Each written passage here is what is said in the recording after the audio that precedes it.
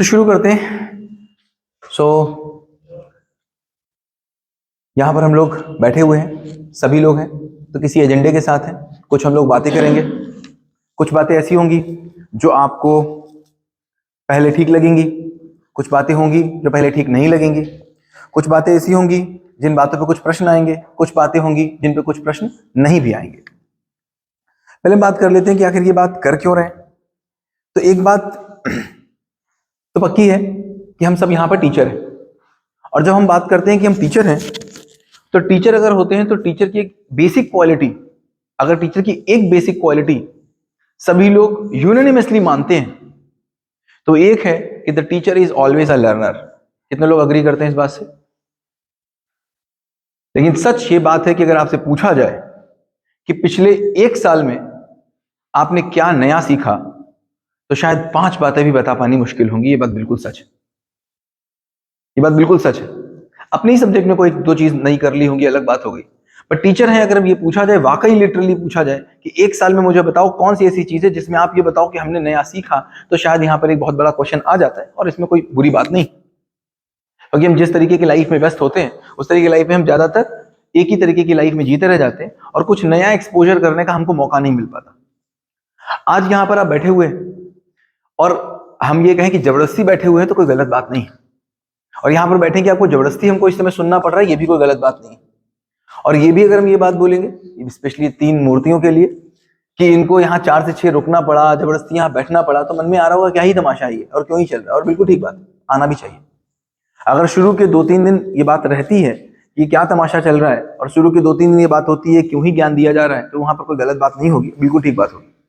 शुरू के 2-3-4 दिन आपको बहुत जबरदस्ती करनी पड़ेगी, लेकिन एक बात बिल्कुल पक्की है, आज से 5वें-6ठे दिन आप ये कहोगे क्लास बंद नहीं होनी चाहिए। 5वें-6ठे दिन स्थिति में आएगी कि आप बोलोगे कि शादी है तो कैंसिल कर दो, जाना है तो कैंसिल कर दो, हमारा जाना होगा तो आप कहोगे कैंसिल कर दो, कहोगे चलनी चाहिए। इतना मजा आपको आने वाला है। इतना ही आपको कह सकते हैं कि आपके जितने प्रश्न आपके मन में होंगे, जिन प्रश्नों को आपने आज तक किसी से पूछ नहीं पाया होगा, जितने प्रश्न आपके पास रहे होंगे, जितने के उत्तर आपके पास होंगे, जितने के उत्तर नहीं होंगे, और केवल आपके नहीं 800 करोड़ लोगों के जितने भी प्रश्न हो सकते हैं, उन सबके प्रश्न के उत्तर अगले कुछ दिनों में हम लोग यहाँ पर डिस्कस करेंगे। तो इसका मतलब यहाँ पर कोई बहुत बड़ी चीज करने जा रहे हैं, कोई बहुत बड़ी बात करने जा रहे हैं। शुरू में निश्चित रूप से चूंकि आपकी वो रिक्वायरमेंट नहीं है, रिक्वायरमेंट का मतलब यहाँ पर हमको लग रहा है कि हमको बैठाना चाहिए, बताना चाहिए, तो शुरू के 2-3 दिन वो एक बात रहेगी, हम लोग उसको कर लेंगे। तो कुछ बात हम लोग कर लेते हैं शुरू में कि जो भी यहां से बात आएगी, आज से लेकर के ये 10 दिन, 12 दिन, 15 दिन या 18 दिन, जितने भी दिन हम लोग चलेंगे, 2-2 घंटे यहाँ पर लगभग बैठेंगे, उसमें जितनी भी बातें आएंगी वो सारी की सारी एक प्रस्ताव के रूप में रहेंगी। कैसे रहेंगी? बिल्कुल प्रपोजल के रूप में रहेंगी, और प्रस्ताव को आपको मानना नहीं है। मेरी कही किसी भी एक बात को आप मानेंगे नहीं, किसी भी बात को क्या नहीं करेंगे? अपने पास एक पेन पेपर लेके बैठेंगे और पेन पेपर पे पूरे नोट्स अपने बनाते हुए बैठेंगे। ये ध्यान रखेंगे, जो भी आपको लगता है कि नोट्स को लिखना चाहिए उसको आप लिख लेंगे। मानना बिल्कुल भी नहीं है। क्या करना है? जानना है। जानने के लिए क्या करना पड़ता है? जांचना पड़ता है। जांचने के लिए क्या करना पड़ता है? सबसे पहले क्या करना पड़ता है? स्वनिरीक्षण करना पड़ता है। स्वनिरीक्षण का मतलब क्या होता है? जो भी चीज यहां से बोली जा रही है, जो भी चीज बोली जा रही है, उससे पहले एक प्रश्न करके देख लेंगे। स्वनिरीक्षण का मतलब एक प्रश्न करके देख लेंगे। बिना प्रश्न पूछे किसी भी बात को मानेंगे नहीं। इसका मतलब है आप पुरजोर कोशिश करेंगे मेरी हर बात के विरोध में जाने की, लेकिन समझदारी की जिम्मेदारी के साथ। हर एक बात को पूरी दम लगा करके, पूरी हैसियत से काटने की कोशिश करेंगे, जो भी बात बोली जाएगी, लेकिन समझने की जिम्मेदारी के साथ, बहस के साथ नहीं। ठीक है? तो हम किसी भी तरीके से बहस में जाने की कोशिश नहीं करेंगे, लेकिन जो कुछ भी बोला जाएगा उस पर आप पूरी कोशिश करेंगे, जितना काटना चाहेंगे उतना काट लेंगे। तो पहला क्या होगा? परीक्षण, स्वनिरीक्षण होगा, अपने आप से पूछेंगे। फिर क्या होगा? परीक्षण होगा, आपस में पूछेंगे। फिर क्या होगा? सर्वेक्षण होगा, मतलब वो बात अगर नहीं कटेगी तो वो बात ऐसी होगी जिसको बोलते सार्वभौमिक, सार्वदेशिक और सार्वकालिक। सार्वदेशिक का मतलब हर देश में काम आएगी।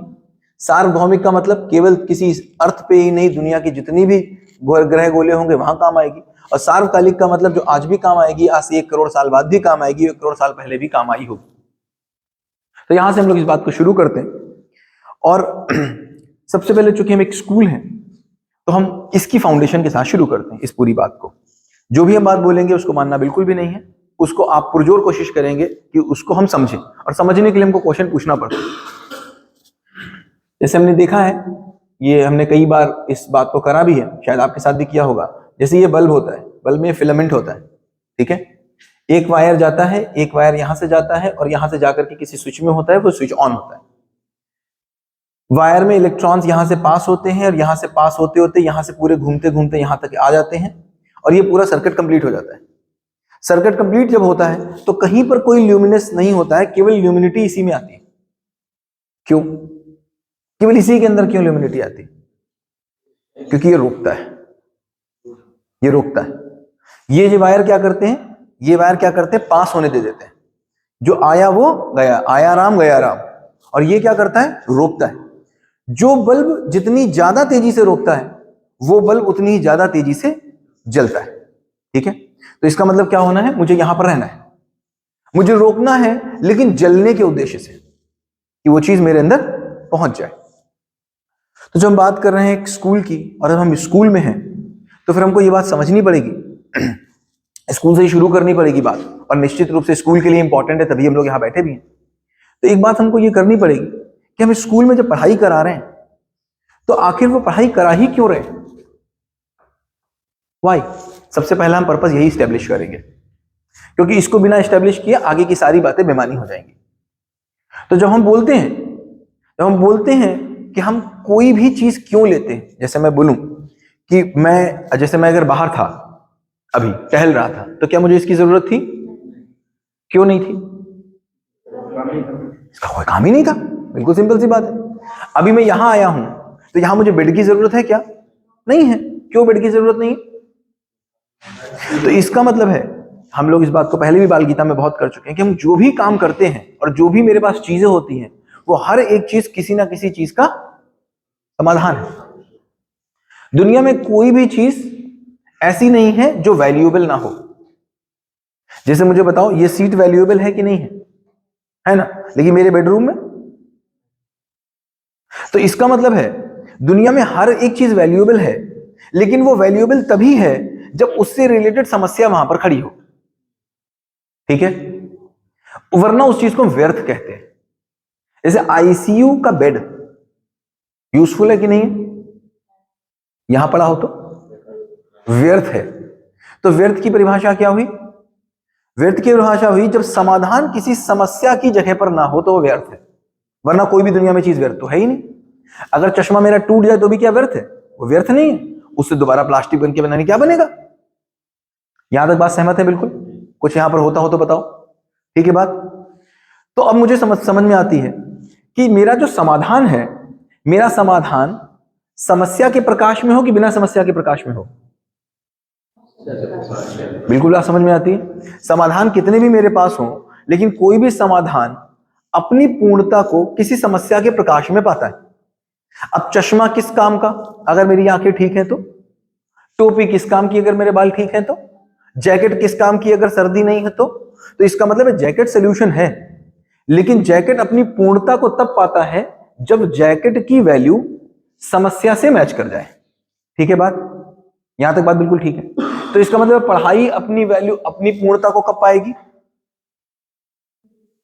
पढ़ाई अपनी पूर्णता को कब पाएगी?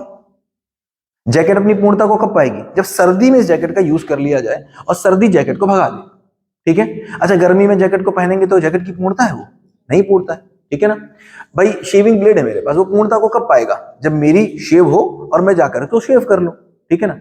तो पढ़ाई अपनी पूर्णता को कब पाएगा? जब पढ़ाई से रिलेटेड समस्या, जो समस्या पढ़ाई से खत्म हो सकती हो, वो खत्म हो जाए, ठीक हो गई बात ना। अगर जो समस्या पढ़ाई से खत्म नहीं हो सकती वो तो पढ़ाई से खत्म नहीं होगी, और जो समस्या पढ़ाई से खत्म होती है वो खत्म हो जाए। तो हम यहां पर ये देखते हैं कि मेरी लगभग आज की डेट में लगभग इतनी जिंदगी हमारी है ऑन एन एवरेज। इंडिया में लगभग 80 साल के आसपास हम लोग पहुंच चुके हैं, if I am not wrong 76 के आसपास लगभग हम लोग पहुंच चुके हैं। आजादी के समय शायद कितनी थी सर, 32-34 ईयर्स थी शायद। 32-34 ईयर्स से हम 80-90 तक पहुंच चुके हैं। अगर हम देखें तो आजादी के समय भी जब एवरेज एक्सपेक्टेंसी ऑफ लाइफ कितनी थी, 32 ईयर्स ऑफ एज, आज जब 80 ईयर्स ऑफ एज भी है, तभी भी अगर हम ये देखते हैं कि हमारे एजुकेशन में लगभग हम 30 साल ले लेते हैं। जब 32 साल उम्र थी तब भी 30 ही साल लेते थे, कम नहीं लेते थे। जो पढ़ता था वो 30 ही साल लगाता था, हाँ या ना सर, तभी भी 30 ही साल लगाता था। आज भी 30 साल मोटा माटी हम लोग पढ़ाई में ले लेते हैं। क्या सोच के लेते, क्या सोच के 30 साल लेते?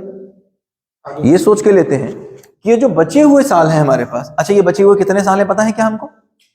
हो सकता है 30 साल एक ही महीना मेरी उम्र हो सकता है उस 30 साल के बाद मैं एक ही महीना जीऊं, और अधिकतम जी लूंगा तो 60 साल जी लूंगा। इसका मतलब है मैक्सिमम या कहें मिनिमम 33% ऑफ समय लगाते हैं पढ़ाई में, या फिर कहें मैक्सिमम 66% ऑफ टाइम बाद में जी लेते हैं, और ये 100 भी हो जाता है। अगर किसी की 30 साल में ही मृत्यु हो गई तो 100 हो गया। इसका मतलब है मिनिमम 33% ऑफ टाइम से लेकर के 100% ऑफ टाइम तक हम एजुकेशन में लगा रहे हैं। क्या सोच के? आने वाले अच्छे दिन आएंगे, अच्छे दिन। अगर मान लो 30 साल में मर गया तो क्या हुआ? तो इसका मतलब क्या हुआ? शादी की प्रिपरेशन में सारा समय निकल गया और शादी हुई नहीं। कब है आपकी? कब है? मार्च में है। क्योंकि शादी की प्रिपरेशन तो करते रहे और शादी वाले दिन लड़की गई। उसने कहा मुझे पसंद नहीं, पहले दिखाया नहीं मम्मी पापा ने, फोटो दिखाई थी उसमें तो गोरा बना दिया था आपने। मतलब मजाक है।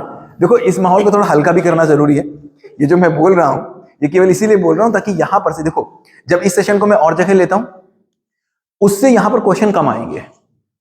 क्यों? गंगेश्वर से सोचेंगे हम क्वेश्चन पूछेंगे तो पता नहीं सर क्या सोचेंगे।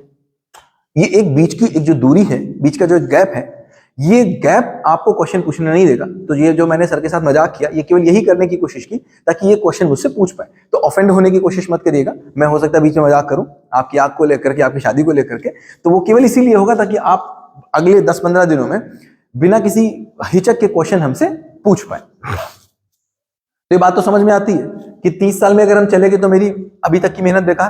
तो ये पूरी मेहनत कब काम की थी? पक्की बात हो गई ना? तो मुझे बताओ, यहां की समस्या को देख करके समाधान ढूंढने या समाधान को लेकर के समस्या ढूंढने?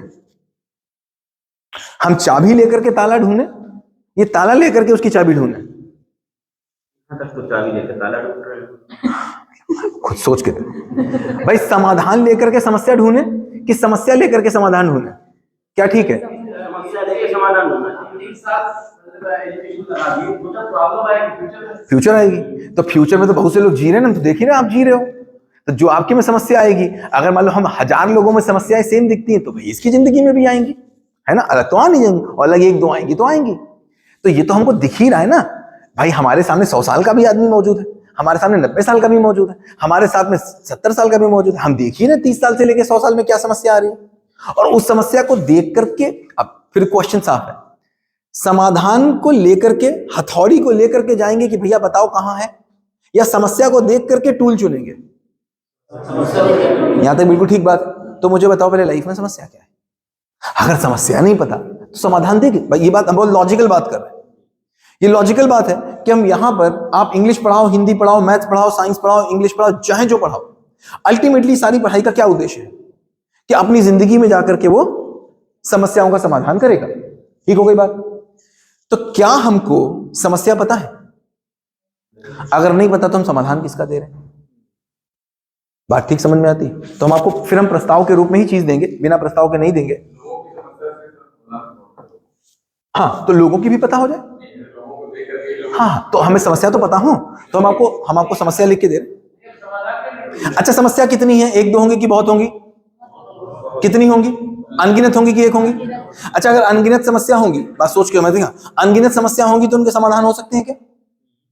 अनगिनत समस्या के तो अनगिनत समस्या ही है अगर, हाँ, तो फिर उसका समाधान होगा क्या? अभी तो नहीं होगा हमारे पास, तो फिर पढ़ाई क्यों करा? नहीं, जैसे समस्या नहीं पता लेकिन समाधान तो होगा जैसे समस्या पता चलेगी बस। तब समाधान पता चलेगा ना। तो कहने मतलब अनगिनत समस्या है तो समस्या कोई ना कोई नई आती ही रहेगी, तो फिर हम तो दिन भर समाधान ही ढूंढते रहेंगे। तो समाधान ढूंढते ही रहेंगे क्या जिंदगी भर? तो हम क्या बोल रहे हैं, हम ये बोल रहे हैं कि जिंदगी में केवल 3 समस्याएं, चौथी कोई समस्या होती नहीं। प्रपोजल के रूप में आपकी बात आ रही और आपको मौका होगा इसको पूरा काटने का। 3 ही समस्याएं, चौथी कोई समस्या होती नहीं। एक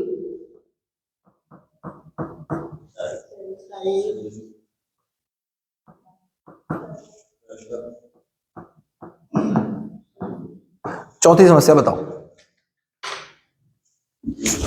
चलो चौथी समस्या बताओ। आप कह रहे थे अभी अनगिनत है, आपने भी कहा था समस्याएं अनगिनत है, मैं कह रहा हूं केवल 3। बताओ समस्या, चौथी समस्या बताओ। है? अब तो समस्या तो 3 ही है, होगी समस्या तो शरीर की है ना। अब इससे अलग कोई समस्या बताओ, कोई समस्या बताओ जो इन 3 से अलग हो। सोच के देखो, 1 मिनट का मौका है, काट के देखो। एक भी ऐसी समस्या बताओ जो आपको लगता है इन 3 से अलग है। अभी हम कह रहे थे अनगिनत समस्याएं हैं, जैसे हम कहेंगे मैथ्स में चैप्टर 3 है, क्वेश्चन उसके अंदर हजारों हैं, लेकिन चैप्टर 3 ही है, तो कॉन्सेप्ट कितने होंगे? 3 ही होंगे। फिर तो उसको हल करने के क्वेश्चन हजार हो सकते हैं। बात समझ में आ रही है? ऐसे फिजिक्स में अगर चैप्टर 4 है तो कॉन्सेप्ट कितने होंगे? 4 होंगे, और फिर उसके अंदर क्वेश्चन कितने होंगे? 10,000 होंगे। तो 10,000 क्वेश्चन थोड़ी ना लगाने, 4 कॉन्सेप्ट सीखने। बताओ, एक बताओ, एक बताओ। पढ़ाते वक्त पढ़ा रहे हैं, कहाँ जा रही है? नहीं समझा पा रहे, उससे क्या कहाँ पहुंच रहा है? और वो कहाँ पहुंच रहा है? 3 में से बताओ, वो कहाँ, वो समस्या कहाँ पहुंचेगी, कहाँ ले जा रही है? कोई संबंध हमारे आपके संबंध नहीं है, आपके बच्चों के संबंध नहीं है। मतलब शादी हो गई तो संबंध एक ही बचा आपका, समझिए। मतलब इनकी शादी हो गई तो इनका एक ही संबंध बचा है, बस बाकी सब इन्हें त्याग दिए। भैया किस डेट में शादी हुई थी? किस डेट में शादी हुई थी? 12 जुलाई। हाँ, उससे पहले की बात कर लेते हैं, कितने संबंध थे? ऐसे ही होता है, शादी में एक ही संबंध बचता है, फिर समझ ही में नहीं आता कि फारूक सर से कोई संबंध भी है क्या। बताओ। ट्रेन में जा रहे हो, देखा हेल्पलेस था, अननोन है, खत्म हो गया, खत्म हो गया, नो रिलेशन, पीड़ा में है, प्रॉब्लम है। हाँ, उससे प्रॉब्लम किसको हो रही है? आपको हो रही कि नहीं हो रही? अगर आपको नहीं हो रही तो हजारों भिखारी हैं। प्रॉब्लम भिखारी से प्रॉब्लम किसको हो रही है? आपको हो रही कि भिखारी को हो रही? भाई करोड़ों भिखारी हैं दुनिया में, दुनिया में कितने भिखारी हैं? करोड़ों भिखारी हैं। तो उनसे समस्या किसको हुई? आपको हुई। आपको हुई तो कहां समस्या गई? आपकी हुई। भाई आपकी देखो, हजारों भिखारी से आपको समस्या नहीं हुई, एक भिखारी से आपको समस्या हुई, उसका इंपैक्ट आपके पास कहां हुआ? तो समस्या कहां आई आपके में? शरीर तो फिजिकल होता है। अरे क्या खराब हुआ उससे? आपका मन ही खराब हुआ ना, उससे क्या खराब हुआ? इमोशन किससे जुड़े हुए हैं? बॉडी से जुड़े हुए हैं। तो क्या खराब हुआ? तो आपको क्या मैनेज करना नहीं आया?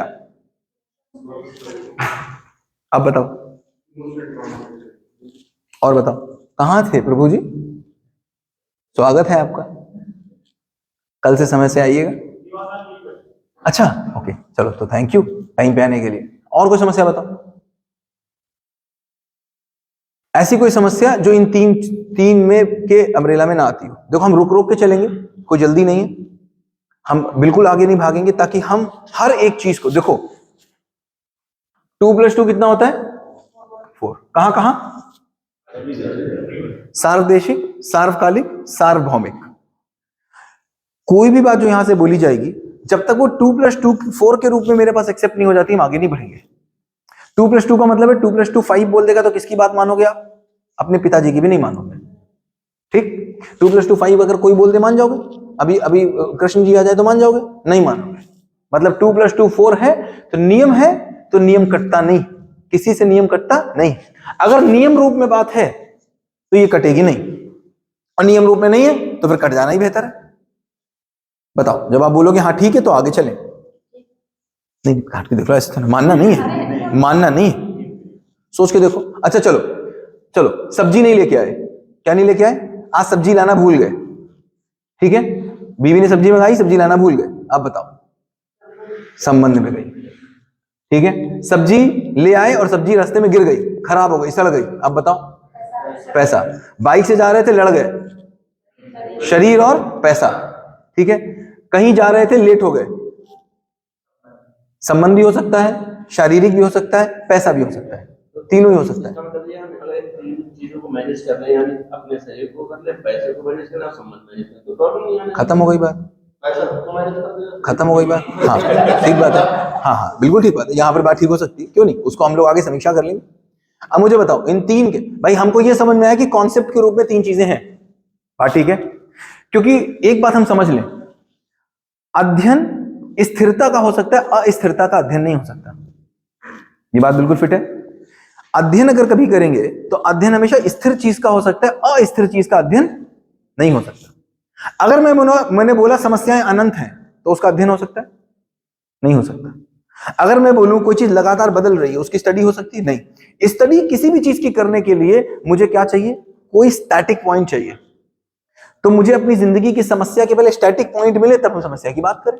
अभी तक स्टैटिक पॉइंट ही नहीं समझ में आ रहे थे तो बात कहां करें। तो हमको तीन डायमेंशन समझ में आए, ये बात ठीक है। चौथा डायमेंशन दिखता है क्या हमको, दिखता ही नहीं। इसको हम हेल्थ वेल्थ रिलेशन,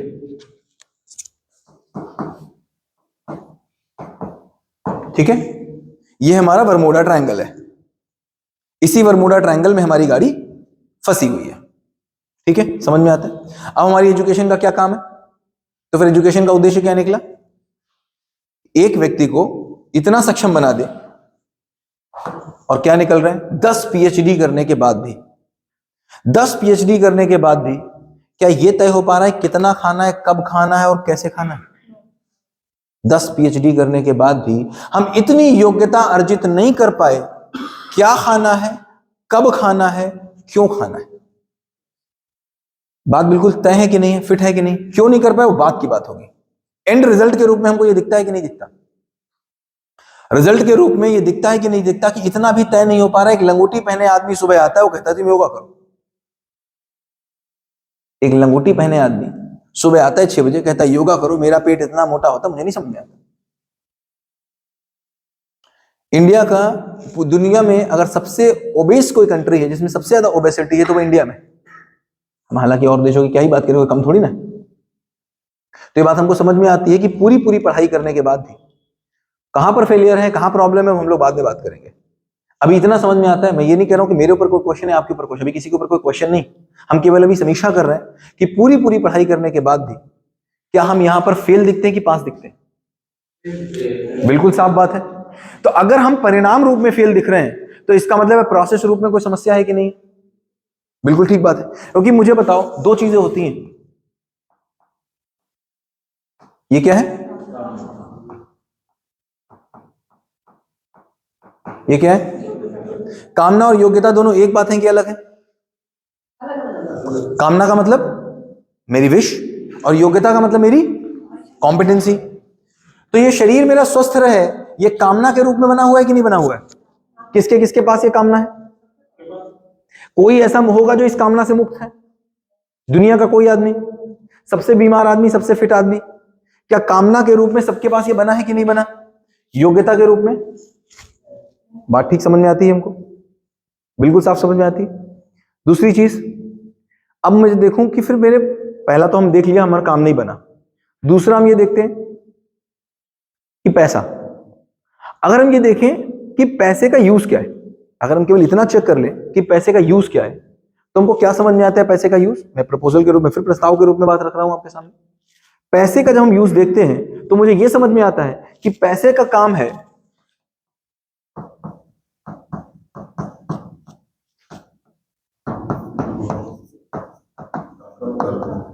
क्या है, मतलब मुझे गर्मी लग रही थी, ठीक है, अभाव था, मैंने एसी लगा लिया। मुझे सर्दी लग रही थी, अभाव था जैकेट का, मैं जैकेट ले आया। मुझे खाना बनाना था, गैस का अभाव था, मैं गैस ले आया। तो अल्टीमेटली अगर पैसे का ऑब्जेक्टिव देखेंगे तो क्या है, अभावों को कम करना, हाँ या ना। इसमें कुछ कटता हो तो बताओ। कुछ पैसे का दूसरा यूज दिखता है क्या? केवल एक ही काम तो है, अभाव को कम करना, हाँ या ना? कोई दूसरा यूज दिखता हो तो बताओ। पढ़ाई का अभाव है, पैसे से भर गया। कपड़े का अभाव है, पैसे से भर गया। अगर बाजार का सामान सपोज करो बिना पैसे के मिलता होता तो पैसे की कोई जरूरत थी? हाँ, वो तो अभाव ही है ना, उसका अभाव पूरा कर रहे हैं। भाई ये मेरा अभाव पूरा कर रहा था तो मेरे पास ज्यादा पैसा हो गया, वो आपका अभाव पूरा कर रहा है। डोनेशन मतलब क्या हुआ? एक मंदिर बनना है, मंदिर का अभाव है तो उसके लिए पैसे, अब उसके पास पैसे का भी अभाव है, तो पैसे का भी अभाव था, आपके पास उसकी अधिकता थी, आपने पूरा कर दिया। किसके पास? तो सम्मान का अभाव था। किसका अभाव था? सम्मान का। आप आए मेरे घर में, आप मेरे चाचा हैं, आप मेरे चाचा हैं और चाचा का बेटा आया बिल्कुल साथ में, और बेटे का भी बेटा आया। जो बेटा आया वो मेरा भतीजा था, मेरे घर में आया तो मैंने 100 रुपए दिए। 100 रुपए से मैंने क्या खरीदा? सम्मान खरीदा। अगर ना देता तो आप क्या कहते? देखो अपने भतीजा, पहली बार भतीजा आया, पहली बार बहू आई और बहू को 100 रुपए भी नहीं दिए, तो क्या खरीदा 100 रुपए से? कहने समझ में आई बात? तो क्या समझ में आया कि पैसा, अगर मान लीजिए पूरी दुनिया में ऐसा हो जाए कि सारा सामान बिना पैसे के मिलने लग जाए, सारा सामान बिना पैसे के मिलने लग जाए, तो क्या पैसे का कोई काम रहेगा? नहीं रहेगा। बिल्कुल ठीक बात। तो पैसे का क्या काम था? अभावों को कम करना। बात ठीक हो गई बात? अब मुझे एक बात बताओ, 1 रुपए के आदमी से लेकर के, हाँ यहां पर ओके, पैसा नहीं होगा वस्तुएं तो होगी, तो क्या? पैसा हो जाएंगे। हाँ मतलब क्योंकि हमको जरूरत पैसा नहीं है, हमको जरूरत वस्तु है। तब क्या वो वस्तुओं का, वस्तु आप जाओगे, मान लीजिए ऐसा कुछ हो जाए कि मेरी, आप लिए जाओ चीज, मुझे पैसे की जरूरत नहीं है। जैसे घर में है, घर में मम्मी से खाना मांगता हूं तो पैसे की जरूरत कहां होती है? कोई जरूरत नहीं, तो खाना मुझे मिल गया। तो अगर ऐसा ही पूरी दुनिया हो जाए तो पैसे की जरूरत खत्म हो जाएगी। तो पैसे की जरूरत कहां है? जरूरत तो किसी सामान की थी, मतलब मेरे पास कुछ अभाव था, अभाव को पूरा करना था, उसके लिए पैसे की जरूरत थी। बात समझ में आती है साफ? पैसा चीज के साथ रिप्लेस हो गया। अब मुझे एक बात बताओ, हाँ मीडियम हो गया। अब नहीं, वो एक अलग बिल्कुल कहानी हो गई, वो बिल्कुल अलग कहानी होगी, उसको हम लोग कहीं और डिस्कस करेंगे। अभी हम लोग क्या बोल रहे थे? अभी हम ये बोल रहे हैं कि पैसा किस लिए है आज की डेट में? हमको दिखता है अभाव को कम करने के लिए। ये बात साफ दिखती है? हाँ, मतलब वो वाटर का ही सिस्टम है, तरीका ही। अब मुझे बताओ, 1 रुपए का आदमी हो, चाहे 10,000 करोड़ का आदमी हो, और चाहे 2 लाख करोड़ का आदमी हो, पैसे बढ़ने के साथ ये अभाव बढ़ता हुआ दिखता है कि कम होता हुआ दिखता है? ये बात साफ साफ खुली आंखों से दिखती, खुली आंखों से दिखता है कि पैसा बढ़ने का मतलब था अभाव कम होना। भाई स्टैंडर्ड सिचुएशन में क्या था? पैसा बढ़ने का मतलब अभाव कम होना, और अभी क्या हो रहा है? पैसे बढ़ने का मतलब अभाव। तो इसका मतलब क्या समझ में आया? इसका मतलब हमको यह समझ में आया कि हमने पैसा कमाना तो सिखाया, लेकिन पैसे का जो काम था वो नहीं सिखा पाए। पैसे का काम क्या था? अभाव को खत्म करना। तो मतलब हमारे एजुकेशन सिस्टम ने एक काम तो किया, पैसा कमाना तो सिखाया, लेकिन पैसे का जो काम था वो करना, ये बात खुली आंखों से दिखती। अग्री है यहां पर? हमको ये दिखता है कि जितना ज्यादा पैसा, और ये बिल्कुल ठीक बात है, बिल्कुल सटीक बात है, जिसके पास 100 रुपए है वो उतना परेशान नहीं है, जिसके पास 10,000 करोड़ है वो ज्यादा परेशान है। नींद 50 रुपए वाले को भले भूखा पेट होता हो उसको नींद आ जाती है, 10,000 करोड़ वाले को नींद नहीं आती। ये बात बिल्कुल खुली आंखों से हमको दिखती। इस समय अंबानी जितने परेशान है उतना परेशान कोई नहीं, क्योंकि अंडाड़ी उनसे आगे निकल रहा है। तो इसका मतलब क्या हुआ कि जब हम क्लासरूम में जाते हैं, और हम बच्चे को जो बिजनेस स्टडीज पढ़ा रहे होते हैं, तो मेरा काम पैसा कमाना सिखाना है, या फिर पैसा कमाने के साथ साथ पैसे से अभाव मिटाना भी सिखाना है? बात समझ में आ रही? तो हम यहां पर पास होते दिख रहे हैं कि फेल होते दिख रहे हैं? कामना के रूप में किसके? अभाव की, जैसे पता लगा कि हमें इसका अभाव है, और अगर मेरे पास फोन है, तो मेरे पास 10,000 रुपये एक्स्ट्रा पड़े हैं, फिर मार्केट में नया फोन आ गया, उसमें फीचर हमारे फोन से अधिक आ रहे हैं, मेरे लिए अभाव। जब हाँ फीचर्स आपके पास आ रहे हैं, आपका अभाव था। भाई एक बात बताइए, मैं इस कैमरे से वीडियो बना रहा हूं, मुझे मार्केट में दिखा कि एक और मोबाइल आ गया है, जिस मोबाइल में इतनी दूर से भी 4K क्वालिटी का वीडियो बन जाता है, मेरे लिए अभाव बना। अब वो मोबाइल 1 लाख रुपए का था, 1 लाख रुपए मेरे पास था, मैं जाकर के वो ले आया, तो उसने मेरे अभाव को पूरा किया। लेकिन मुझे बताओ, ये जो जब भगवा कलर का आईफोन आता है और उस आईफोन को लेने के लिए भारत में रात के 12 बजे से लाइन लग जाती है और 3 किलोमीटर लंबी लाइन लगती है, वो क्या था? देखा कि नहीं देखा? देखा कि नहीं देखा? देख रहे हैं ना, वो क्या है? वो किसी अभाव को खत्म कर रहा है, किसी अभाव को बढ़ा रहा है। और वो आईफोन 70 लेने के बाद भी क्या अभाव को खत्म कर पा रहा है? उसके अभाव खत्म हो पा रहे हैं? नहीं खत्म हो पा रहे। ये तो हमको साफ साफ दिख रहा है कि मेरे पास सामान आने के बाद भी, जो भी सामान हम लेके आते हैं, उस सामान लेने के बाद भी जो सामान मेरे पास आ जाता है वो अच्छा नहीं लगता, उसके बाद किसी और सामान को लेने की चाह बढ़ती चली जा रही। इसका मतलब क्या हो रहा है? इसका मतलब ये हो रहा है कि हम पैसे तो कमाना सिखा ले रहे हैं, लेकिन कितना भी पैसा हो जाए, 10,000 करोड़ भी हो जाए, लेकिन उसके बाद भी हम अभाव को खत्म करना नहीं सिखा पा रहे।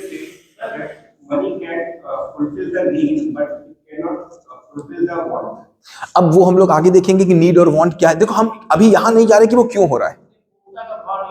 हाँ, वो हम ये नहीं, अभी ये बात ही नहीं कर रहे वो क्यों नहीं हो रहा है। हम इस बात पे, क्योंकि वहां जाएंगे तो कहीं और पहुंच जाएंगे। ठीक, हम केवल इतनी अभी बात करें कि क्या हो रहा है। पहले क्या हो रहा पे तय हो जाए, तभी भाई क्या हो रहा पे एक हो जाए, तभी तो क्यों होने पे बात करेंगे। अभी हम क्या होना तय नहीं कर पाते, हम क्यों होने पे बात ही क्या करें, है ना। पहले तो ये तय हो जाए ना कि हो क्या क्या रहा है। तो ये हमको दिखता है कि साफ साफ क्यों हो रहा है, क्या हो रहा है, एजुकेशन में क्या कमी है, मेरी है, आपकी है, सोसाइटी की है, कहाँ की, बहुत बात की बात हो गई। बात हमको ये दिख रहा है कि शरीर के स्तर पे हम फेल होते दिख रहे हैं, पैसे के स्तर पे हम फेल होते दिख रहे हैं। बात साफ दिखती है। ठीक, संबंध के स्तर पर, संबंध के स्तर पर क्या हालत है आज की डेट में? संबंध के हालात ये हैं कि आपके घर का 30 साल का लड़का शादी नहीं करना चाहता। आज 30 साल का लड़का 30 साल की लड़की शादी नहीं करना चाहता। वो कहता है मुझे शादी नहीं करनी।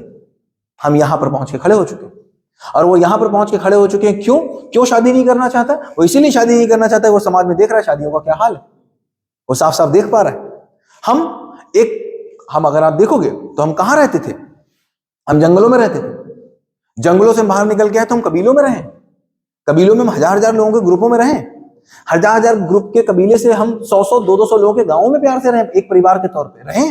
आप पूछो अपने पूर्वजों से, 200-200 लोगों के गांव एक परिवार के रूप में रहे। फिर हमने ये देखा है कि 200 लोगों के गांव से एक ज्वाइंट फैमिली 40-40 50-50 लोगों की फैमिली के रूप में रहे, और अभी बस जस्ट 30 साल पहले रहे।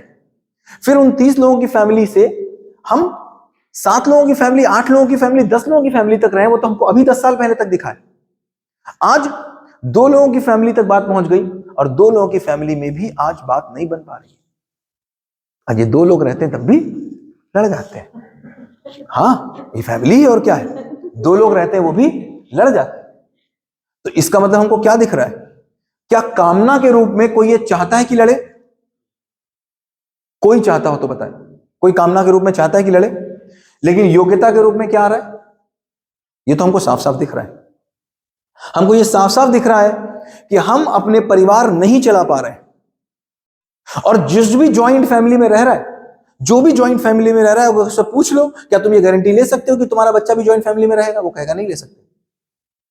हाँ या ना? बिल्कुल। कहीं परिवार के रूप में हमको एक व्यक्ति हमको कुछ ठीक दिख जा रहा है, लेकिन उसी से पूछो कि तुम गारंटी लो कि तुम्हारा बच्चा ठीक होगा, तो वो कहेगा नहीं। बात बिल्कुल साफ दिखती है। हाँ या ना? तो इसमें मुझे बताओ, ये संबंध के रूप में हम फेल दिख रहे हैं कि पास दिख रहे हैं? तो इसका मतलब मुझे बताओ, 80 साल जो हमें जिंदगी जीनी थी, 30 साल के बाद 30 साल में ये तीनों चीजें मेरे लिए कोई कर रहा है। पहले 30 साल तक ये तीनों चीजें मेरे लिए कोई कर रहा है। उस समय संबंध चलाने की जिम्मेदारी मेरी नहीं है, मेरे पापा की मुझसे है, मेरे बड़े भाई की मुझसे है, मेरी नहीं। 30 साल तक, 20 साल तक जब आपका बच्चा यहां पढ़ रहा है, उसका शरीर कैसा होगा उसकी जिम्मेदारी उसकी मम्मी की है। उसके पास पैसा कितना होगा जिम्मेदारी उसके पापा की। उसके अभाव कितने होंगे उसकी जिम्मेदारी उसके पापा की। उसके संबंध कैसे होंगे उसकी जिम्मेदारी उसके पापा की। उसके बुआ की जिम्मेदारी है उसके साथ संबंध बनाए, उसके चाचा की जिम्मेदारी उसके साथ संबंध बनाए। जैसे ही वो बच्चा यहां पर आ रहा है, इस पॉइंट पे बच्चा वो आ रहा है, तो हम उसको स्किल के रूप में क्या देके भेज रहे हैं? अब देख लो, स्किल के तौर पे हम क्या देके भेज रहे हैं? स्किल के तौर पे हम इंग्लिश पढ़ा के, स्किल के तौर पर हमने ये मान लिया कि मेरा बच्चा, कि वो क्या करना आ गया, उसको मोटरसाइकिल चलानी आ गई, उसको कार चलानी आ गई, उसको फैक्ट्री चलानी आ गई। 10,000 करोड़ की फैक्ट्री चलाने वाला आदमी अपने घर आता है तो उससे 2 बच्चों का परिवार नहीं चलता। साफ साफ दिखता है कि नहीं दिखता? और 10,000 करोड़ की भी फैक्ट्री वो चला रहा है, वो केवल पैसों के दम पे चला रहा है। वहां पर भी अगर एम्प्लॉय की बात करेंगे तो एम्प्लॉय के अंदर सेटिस्फैक्शन लेवल हर जगह, चाहे आपके स्कूल में हो या चाहे किसी फैक्ट्री के अंदर, क्या एम्प्लॉय सेटिस्फैक्शन लेवल हमको दिन पर दिन बढ़ता दिख रहा है कि घटता दिख रहा है? घटता दिख रहा है। आपस में लोगों में विश्वास बढ़ता दिख रहा है कि घटता दिख रहा है? परिवारों के अंदर एक दूसरे पे संबंधों को लेकर के निर्भरता, इस संबंधों को लेकर के एक दूसरे के प्रति जो प्यार था वो बढ़ता दिख रहा है, घटता दिख रहा है? घटता दिख रहा है। तो अब हम देखें, अगर हमको ये सब घटता दिख रहा है तो इसका मतलब क्या हुआ? इसका मतलब ये हुआ कि हम एक बच्चे को इस रूप में तो तैयार कर पा रहे हैं कि वो जाकर के 2 रुपए का सामान बेच दे, लेकिन सामान बेचने के बाद जो वो पैसा घर में लेके आएगा तो वो घर कैसे चलेगा, इस बात की कोई जिम्मेदारी लेने को तैयार नहीं। बात हमको साफ साफ दिखती है कि नहीं दिखती? अब इस बात से हम मुंह मोड़ सकते हैं, मुंह मोड़ा जा सकता है, बहुत आसानी से मोड़ा जा सकता है, मुंह मोड़ा जा सकता है। और हम ये कह सकते हैं कि हम as a Uma Devi children's academy बहुत अच्छा काम कर रहे हैं, जब तक हम ये बोले कि हम पूरी एजुकेशन को केवल इस फ्रेम में देखें, केवल इस फ्रेम में देखें पूरी एजुकेशन को 1 2 3 4 12, और इससे आगे वाला क्या देख लेगा? यूजी और पीजी। जब इतने फ्रेम में एजुकेशन को देखेंगे और एक टीचर केवल इसको देख रहा होगा 12th को, एक टीचर केवल यूजी को देख रहा होगा, एक केवल पीजी को देख रहा होगा, केवल 4 को देख रहा होगा, तो बात दिखेगी नहीं। मुझे बताओ, 12th आप लोग पढ़ाते हैं, क्योंकि सारे सीनियर टीचर्स हैं, सारे 9 से 12th में हैं, 9 10 11 12, कक्षा 11 अगर आप पढ़ा रहे हैं, 12वीं अभी नहीं है तो 12वीं की बात छोड़ देते हैं, कक्षा 11 भी आपके पास है। कक्षा 11 अपने आप में एक उद्देश्य है या बड़े उद्देश्य में सहभागी है? बात समझ में आती? कक्षा 11 अपने आप में उद्देश्य नहीं है, बड़े उद्देश्य में सहभागी है। जब तक हम इस बात को नहीं मानेंगे, इस बात को नहीं जानेंगे, इस बात को नहीं समझेंगे कि एक बच्चा 99 साल में क्या करेगा, इसके जिम्मेदार हम हैं, तब तक बात नहीं बन सकती, तब तक ये होलिस्टिक अप्रोच नहीं आ सकती। हम ये बोलते हैं कि एजुकेशन कैसी होनी चाहिए, होलिस्टिक की नहीं। होलिस्टिक की परिभाषा क्या बोलेंगे? होलिस्टिक की परिभाषा को हमने ये मान लिया कि तुमने स्टेज पे नचवा दिया, तुमने ताइक्वांडो भी करा दिया, तुमने मैथ्स भी बढ़ा दी और तुमने स्पीच भी दिला दी, तुमने कहा होलिस्टिक अप्रोच चल रही है। होलिस्टिक अप्रोच का मतलब क्या हुआ? होलिस्टिक अप्रोच का मतलब हुआ एज अ होल जिंदगी जीने की योग्यता आ गई। होलिस्टिक अप्रोच का मतलब हमने क्या समझ लिया? हमने ये समझ लिया कि हमने इंग्लिश करा ली, हिंदी करा ली, मैथ्स भी करा ली, साइंस भी करा ली और जीके भी करा लिया, हमने उसको थोड़ा कंप्यूटर भी करा लिया, थोड़ा रोबोटिक्स भी करा लिया, तो क्या हो गया? होलिस्टिक अप्रोच का मतलब जिंदगी जीने की योग्यता आने के लिए जो चीजें चाहिए थी वो दे दी। बात ठीक है नहीं? बात यहां पर बिल्कुल साफ समझ में आती? तो हमको ये समझ में आता है, अगर हम ये देखेंगे तो हम ये साफ साफ देख पाएंगे कि पहले 5 साल में और पहले 6 साल में मैक्सिमम पहले 6 सालों में यह तय हो जाता है कि एक बच्चा किस भगवान की पूजा करेगा। आप बदल नहीं पाएंगे इसके बाद धर्म बदल सकता है, पूजा नहीं बदल पाएगा। वो 20 साल का आदमी ईसाई तो बन सकता है, लेकिन जब वो लड़ेगा तो याद तो आएंगे या तो इंशाल्लाह और या तो हे राम, मुंह से नहीं निकलेगा, मुंह से वही निकलेगा। गांधी जी के इसमें हुआ था, हाँ, कहते ईश्वर अल्लाह मगर जब तो हम ही निकला भाई, सिंपल सी बात, आप चाहे जो बोल लो। पहले 6 साल में ये तय हो जाता है कि पूरी जिंदगी भर आप किस भगवान की पूजा करेंगे, या फिर कहें कि मुश्किल में कौन याद आएगा। बिल्कुल सिंपल सी बात, होता है कि नहीं होता? बदल नहीं सकते आप। पहले 9 साल में यह तय हो जाता है, पहले 9 साल में तय हो जाता है कि आप कौन सी भाषा बोलेंगे और कौन सा डायलेक्ट बोलेंगे। डायलेक्ट चेंज नहीं होता। अभी भी आप अपने दोस्त के साथ मिलेंगे, अगर आज भी मिलेंगे, अपनी मम्मी के साथ मिलेंगे, उसी डायलेक्ट में बात करेंगे। यहां चाहे जैसे बनावटी बात कर ले, चाहे जो कर ले बनावटी बात। अपने पापा के साथ मिलो, वही पूर्वांचली वाली भाषा निकल आएगी। निकलती कि नहीं निकलती? अभी भी निकलेगी। पहले 9 साल का बना हुआ डायलेक्ट नहीं बदल सकता, आप चाहे कुछ कर ले। अगर पंजाबी आदमी दुनिया में कहीं चला जाए, इंग्लिश बोलेगा, पता चल जाएगा पंजाबी है। कहीं चला जाए, राजस्थानी आदमी इंग्लिश बोले, हमारे परवेश सर थे बिहार के, बहुत अच्छे टीचर थे, इंग्लिश उनकी बहुत अच्छी थी, लेकिन बोलते थे पता चल जाता बिहारी है। होता था कि नहीं होता था? बात पता चल जाता। हम लोगों को लगता नहीं है, लेकिन आप जरा बाहर निकल के जाओ 200 किलोमीटर 400 किलोमीटर, वो बता देगा तुम अवधी हो। जैसे तुम बोलोगे हम कर रहे थे, वो कहेगा हम मतलब कितने लोग हो? बोलेगा कितने लोग हो भैया? क्या 2 4 10 लोग आए हो? दरवाजा खटखटाया, एक घर पे, उन्होंने कहा कौन? उन्होंने कहा हम आए हैं। दरवाजा खोला, भैया अकेले, बाकी लोग कहां गए? तो ना मैं को हम बोलते। तो हम नहीं बदल सकते इस बात को कि मैं को हम, वो अपने आप निकलेगा। पहले 12 साल में यह तय हो जाता है कि एक बच्चा अपनी जिंदगी में क्या खाएगा। इसके बाद उसकी फूडिंग हैबिट्स बदल सकती हैं, फूडिंग हैबिट्स बदल सकती हैं। आप उसको नॉनवेज खिला सकते हो, नॉन वेजिटेरियन को वेज खिला सकते हो, उसको कुछ और खिला सकते हो, लेकिन जब उसको नीड होगी खाने की, अगर वेजिटेरियन होगा तो ये क्या, मम्मी यार दाल चावल बना दो। कितना भी बाद में नॉनवेज खाने लग जाए, नॉन वेज वेजिटेरियन वाले को कितना भी नॉनवेज खिला दो, जब अपने घर पे बैठेगा जाके पैर से, मम्मी यार दाल चावल बना दो, नहीं बदलेगा। अगर अगर अगर वो पूर्वांचल का आदमी होगा तो अपने घर पे जब पहुंचे, आज बाटी चोखा खाना है भाई, आज बाटी चोखा खिला दो यार, आज बाटी चोखा बहुत दिन से नहीं खाया। राजस्थान का होगा तो क्या बोलेगा, आज दाल बाटी चूरमा खिला दो। मुंबई का होगा तो जैसे मुंबई पहुंचेंगे क्या बोलेंगे, भैया आप वैसे पहले उतरेंगे, बाद में पहले वड़ा पाव खिला दो। घर बाद में पहुंचेंगी, पहले क्या खिला दो, वड़ा पाव खिला दो। पहले 12 साल का खाना आप भूल नहीं सकते, आप चाहे जो कर ले। डिमांड आपकी वही रहेगी दुनिया में, चाहे जहां चले जाए। Agree disagree? कोई भी बात को अगर लगे तो काट दीजिएगा, और 8 बजे का ध्यान रखिएगा, मैं बह जाऊंगा, आप ध्यान रखना। पहले 15 साल में ये तय हो जाता है, ये तय हो जाता है कि अपने पूरी जिंदगी में पैसे के प्रति, स्त्री पुरुष संबंध के प्रति और प्रकृति के प्रति मेरी मानसिकता क्या रहेगी, बदल नहीं सकते आप। दुनिया की कोई ताकत बदल नहीं सकती। स्त्री पुरुष और संबंधों के प्रति, स्त्री पुरुष के संबंध और पूरे संबंधों के प्रति, पैसे के प्रति और प्रकृति के प्रति क्या एक व्यक्ति की पूरे जीवन भर की मानसिकता रहेगी, वो 15 साल में तय हो जाता है। उसको आप बदल नहीं सकते। और ये पूरे 15 साल बच्चा आपके पास है, पूरे 15 साल बच्चा हमारे पास है।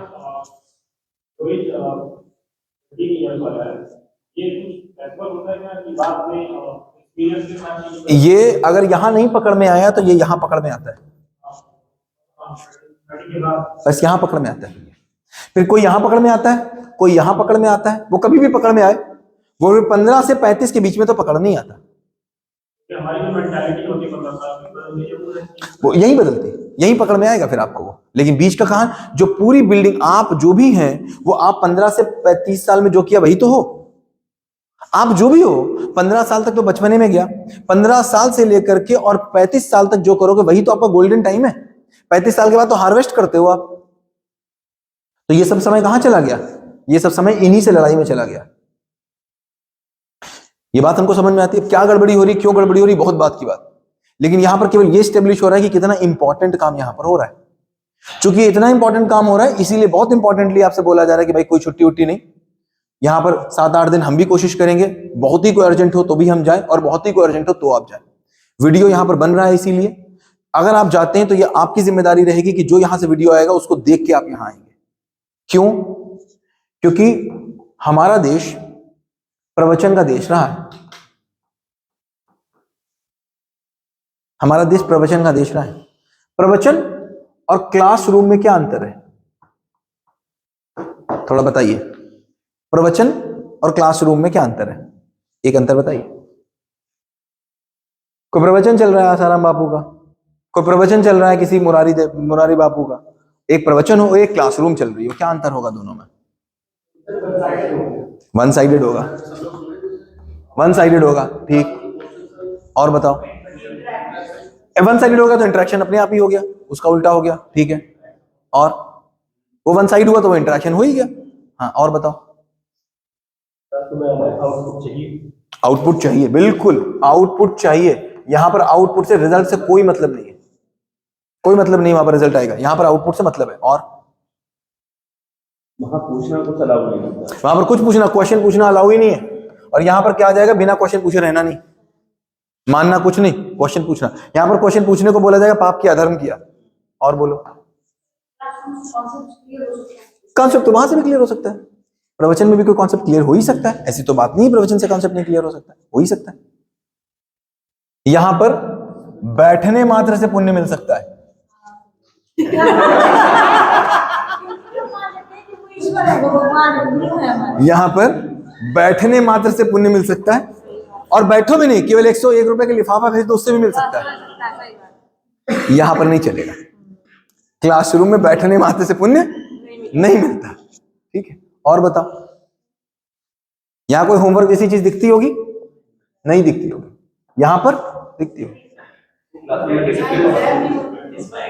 हाँ हाँ हाँ, इसमें एग्जाम होंगे, करेक्ट। अब देख लो, जो जो बोली जा रही है वो क्लासरूम है ही है। यहाँ पर एग्जाम। और एक बात, यहाँ पर कोई एक टॉपिक का दूसरे टॉपिक से कोई लिंक नहीं होगा।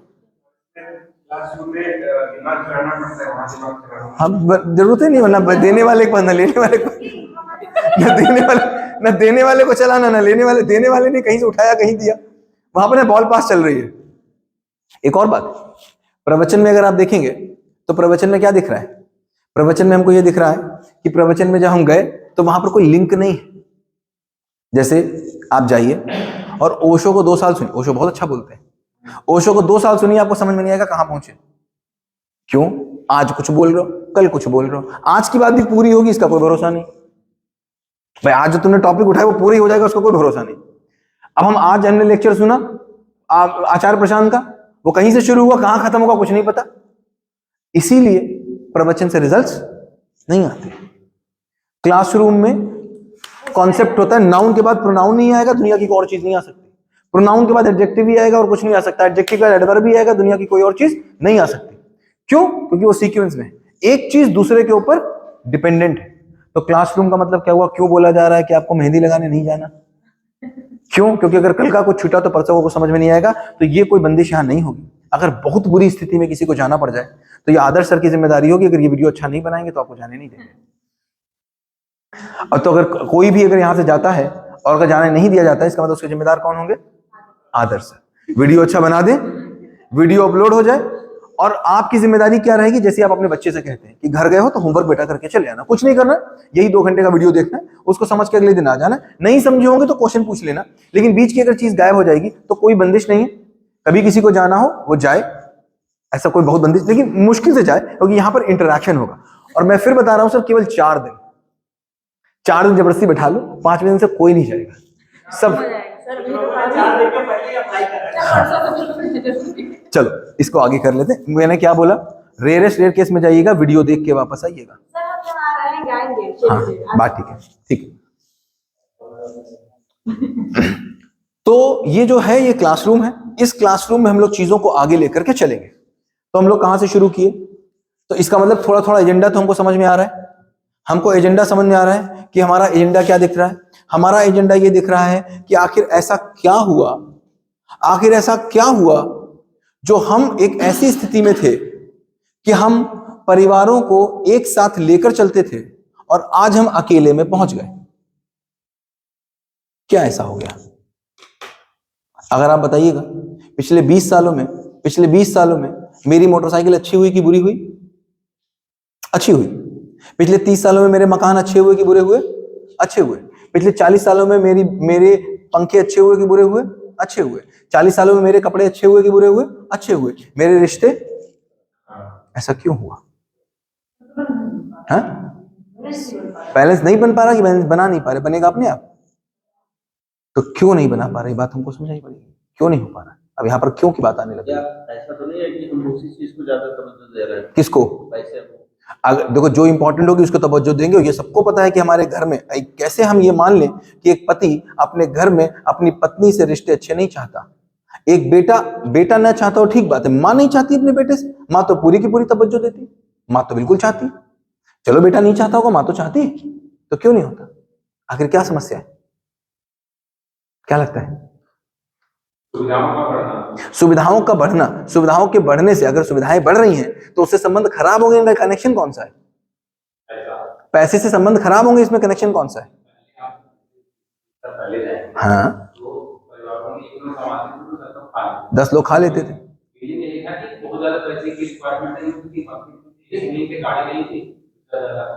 अभी क्या है कि मतलब वो पैसे वाला सबको जो है काम करना है, सबको कमाना है, तो इस वजह से जो है संबंध खराब। नहीं तो कमाना सबको है, लेकिन उस कमाने के साथ साथ संबंध बिगड़ रहे हैं। इसका क्या कारण है भाई? आप समझो बात को, ये बात समझो। मेरे घर में पैसा ज्यादा आ जाएगा तो उससे संबंध बिगड़ जाने का कोई सीधा सीधा कनेक्शन नहीं दिखता सीधा सीधा कनेक्शन। पैसा ज्यादा आ गया तो कायदा तो ये दिखता है कि मेरे घर में अगर बढ़िया पैसा आ गया और बढ़िया चीजें आ गई तो मेरे संबंध अच्छे होने चाहिए थे। तो कायदा तो ये दिखता है कि मेरे घर में बढ़िया गाड़ी आ गई तो संबंध अच्छा होने चाहिए थे, मेरे घर में बढ़िया पंखा आ गया तो संबंध बढ़िया होने चाहिए थे। मेरी समस्या सामान से ज्यादा है कि इंसान से ज्यादा है?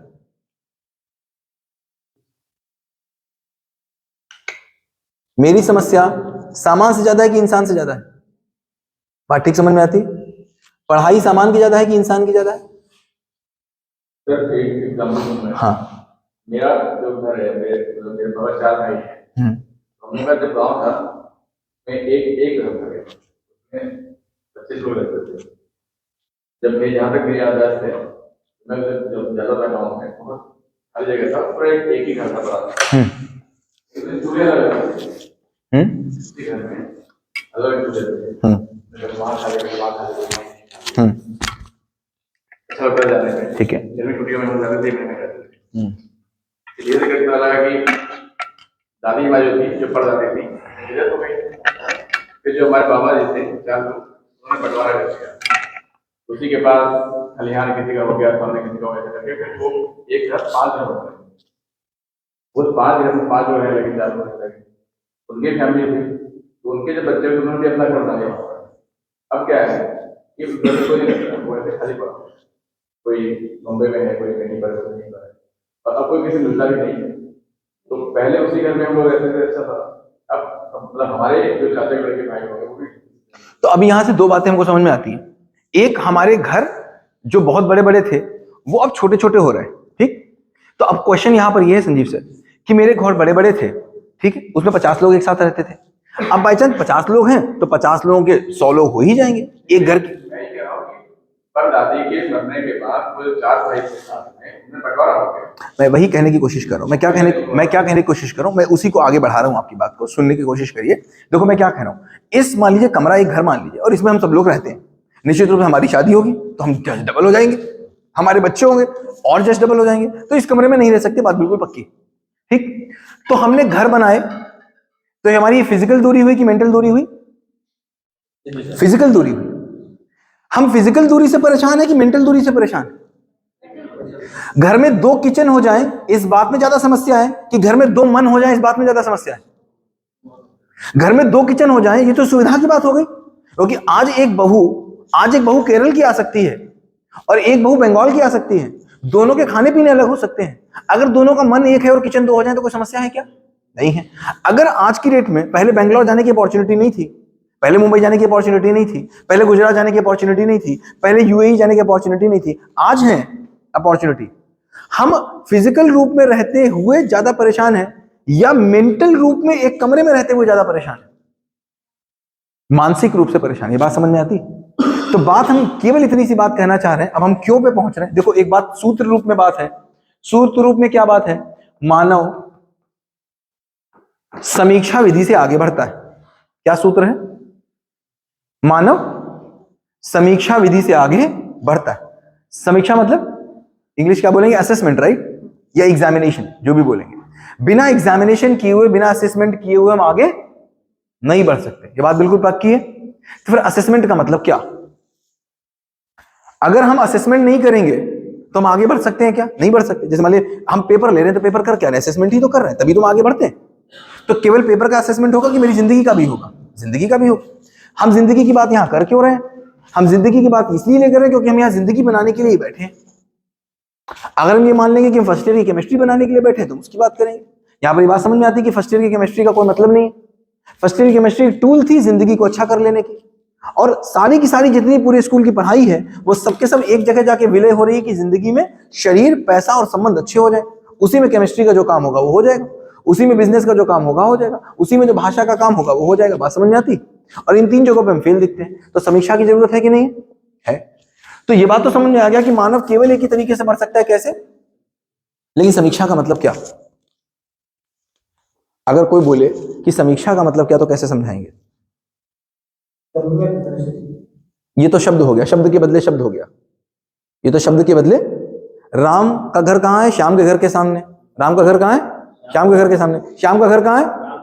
और दोनों का घर कहाँ है? आमने सामने। तो कहाँ इसका उत्तर नहीं मिला। ठीक, तो इसका मतलब क्या हुआ, समीक्षा का मतलब क्या हुआ, सम्यक दृष्टि। सम्यक दृष्टि का मतलब क्या हुआ, असेसमेंट। असेसमेंट का मतलब क्या हुआ, एग्जामिनेशन। तो ये क्या हो गया, गोलमोल बातें, है ना। मेरा डब्ल्यू वाला एग्जाम्पल मेरा सुना ही होगा आप लोगों ने, हजारों बार किया है। डब्ल्यू का मतलब नोजिलिया, नोजिलिया का मतलब एनीवेज। हाँ तो बताओ समीक्षा का मतलब क्या, सोच के देखो। समीक्षा आप दिन भर कराते हो और बिना समीक्षा के कोई आदमी आगे, चलो पहले इसी बात पे कर लो, क्या बिना समीक्षा के कोई आदमी आगे बढ़ सकता है? अगर मैं कल की समीक्षा ना करूं तो मैं आज बढ़ जाऊंगा। आज मैं क्लासरूम में गया हूं, मैं क्लासरूम की समीक्षा ना करूं तो कल क्लासरूम अच्छी होगी क्या? नहीं हो सकती। और अगर मैं हर मेरी क्लास एक जैसी, इसका मतलब मेरी समीक्षा नहीं हो रही। बात बिल्कुल पक्की है। इसका मतलब अगर हम आगे बढ़ेंगे तो हम केवल समीक्षा से ही बढ़ सकते हैं। मैं आज शाहजहांपुर गया, शाहजहांपुर जाने में जो प्रॉब्लम आई उसकी समीक्षा करेंगे तो हम आगे बढ़ेंगे। तो हम मानव, देखो सूत्र है तो वो कटेगा नहीं। मानव अगर आगे बढ़ेगा तो केवल समीक्षा विधि से ही बढ़ेगा। ये बात तय है कि नहीं? कटती है क्या ये बात? काट के देखो, प्रस्ताव के रूप में हर बात आती, कोई भी बात बनवाई नहीं जा रही। बात तय है। समीक्षा का मतलब क्या? एनालिसिस भी तो फिर क्या हुआ, राम का मतलब श्याम। हाँ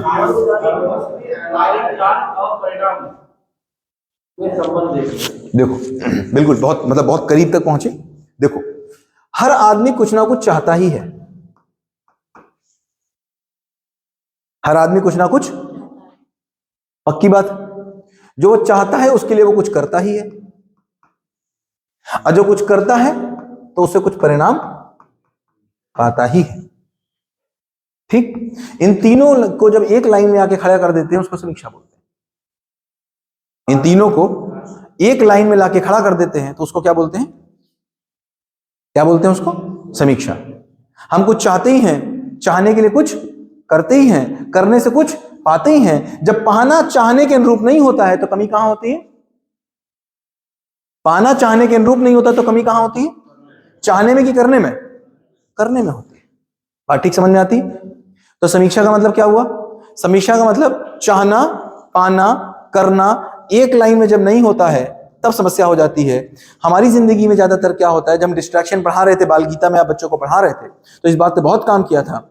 हो क्या रहा है कि मेरी जिंदगी में मुझे जब केवल करना दिखता है तो मुझे कुछ समझ नहीं आता। क्या हुआ? मुझे रील दिखी, रील मैंने देखी, कुड़ुक कुड़ुक कुड़ुक कुड़ुक कुड़ुक। आधे घंटे के बाद मुझे क्या याद आया? चाहना और पाना। और जैसे चाहना पाना याद आया तो क्या याद आया? ये तो आधा घंटा बेकार हो गया, ये कहां चला गया मेरा आधा घंटा। अगर चाहना और पाना हर समय मेरी आंख के सामने रहे तो मेरा करना कोई भी गड़बड़ नहीं कर सकता। बात ठीक है? बात ठीक है। अब इंटर पढ़ाते समय क्या है, चाहना भी मेरे सामने नहीं और पाना भी मेरे सामने नहीं, क्या बचा केवल? तो जब चाहना और परिणाम मुझे नहीं दिखते, इसके अभाव में जो हम काम करते हैं उसको कहते हैं परंपरा। जब चाहना भी नहीं पता, परिणाम भी नहीं पता, केवल क्या पता है? इन चीजों को एक साथ देखना, इन चीजों, तीनों चीजें एक साथ दिखे, एक नजर में, और हर समय देखे, प्रति, इसको कहते हैं अनुक्षण। क्या कहते हैं? अनुक्षण का मतलब सेकंड का जितना छोटा वहां हिस्सा कर लो। प्रतिक्षण का मतलब 1 सेकंड हो गया। अनुक्षण का मतलब सेकंड का जितना छोटा हिस्सा कर लो, उस छोटे हिस्से में मुझे क्या हर समय दिखना चाहिए?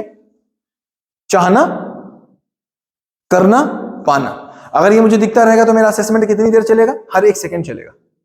एक भी अगर मिस है तो बात खत्म हो गई। अब तो चाहना पता है, करना पता है, परिणाम दिख ही नहीं रहा। चाहना तो पता है। अब देखो कितने लोगों की चाहना होगी कि मेरा परिवार सही रहे? सबकी। और ये बात भी गलत है कि हर आदमी कोशिश नहीं कर रहा। हर आदमी कोशिश कर रहा है, हर आदमी कोशिश कर रहा है, लेकिन हमने क्या मान रखा है? परिणाम तो ऐसा ही होता है। क्या मान रखा है? परिणाम तो ऐसा ही होता है। तो समीक्षा हो पा रही है? नहीं हो पा रही है, क्योंकि हमने क्या माना कि हमने क्या माना? 2 बर्तन होंगे तो खटकेंगे। तो हमने माना कि चाहना can never be equal to परिणाम, कैन नेवर बी इक्वल। तो चाहना मेरी क्या है? बर्तन खटकने की, ना खटकने की? ना खटकने की। और परिणाम क्या आ रहा है? लेकिन परिणाम मुझे स्वीकार हो गया। परिणाम स्वीकार हो गया तो समीक्षा हो पा रही है? नहीं हो पा रही। तो फिर क्या बन गया? मिडिल पड़ेगा हैं? प्रॉपर्टी मिडिल पड़ लेगी तो मिडिल प्रॉपर्टी है कि मगर एक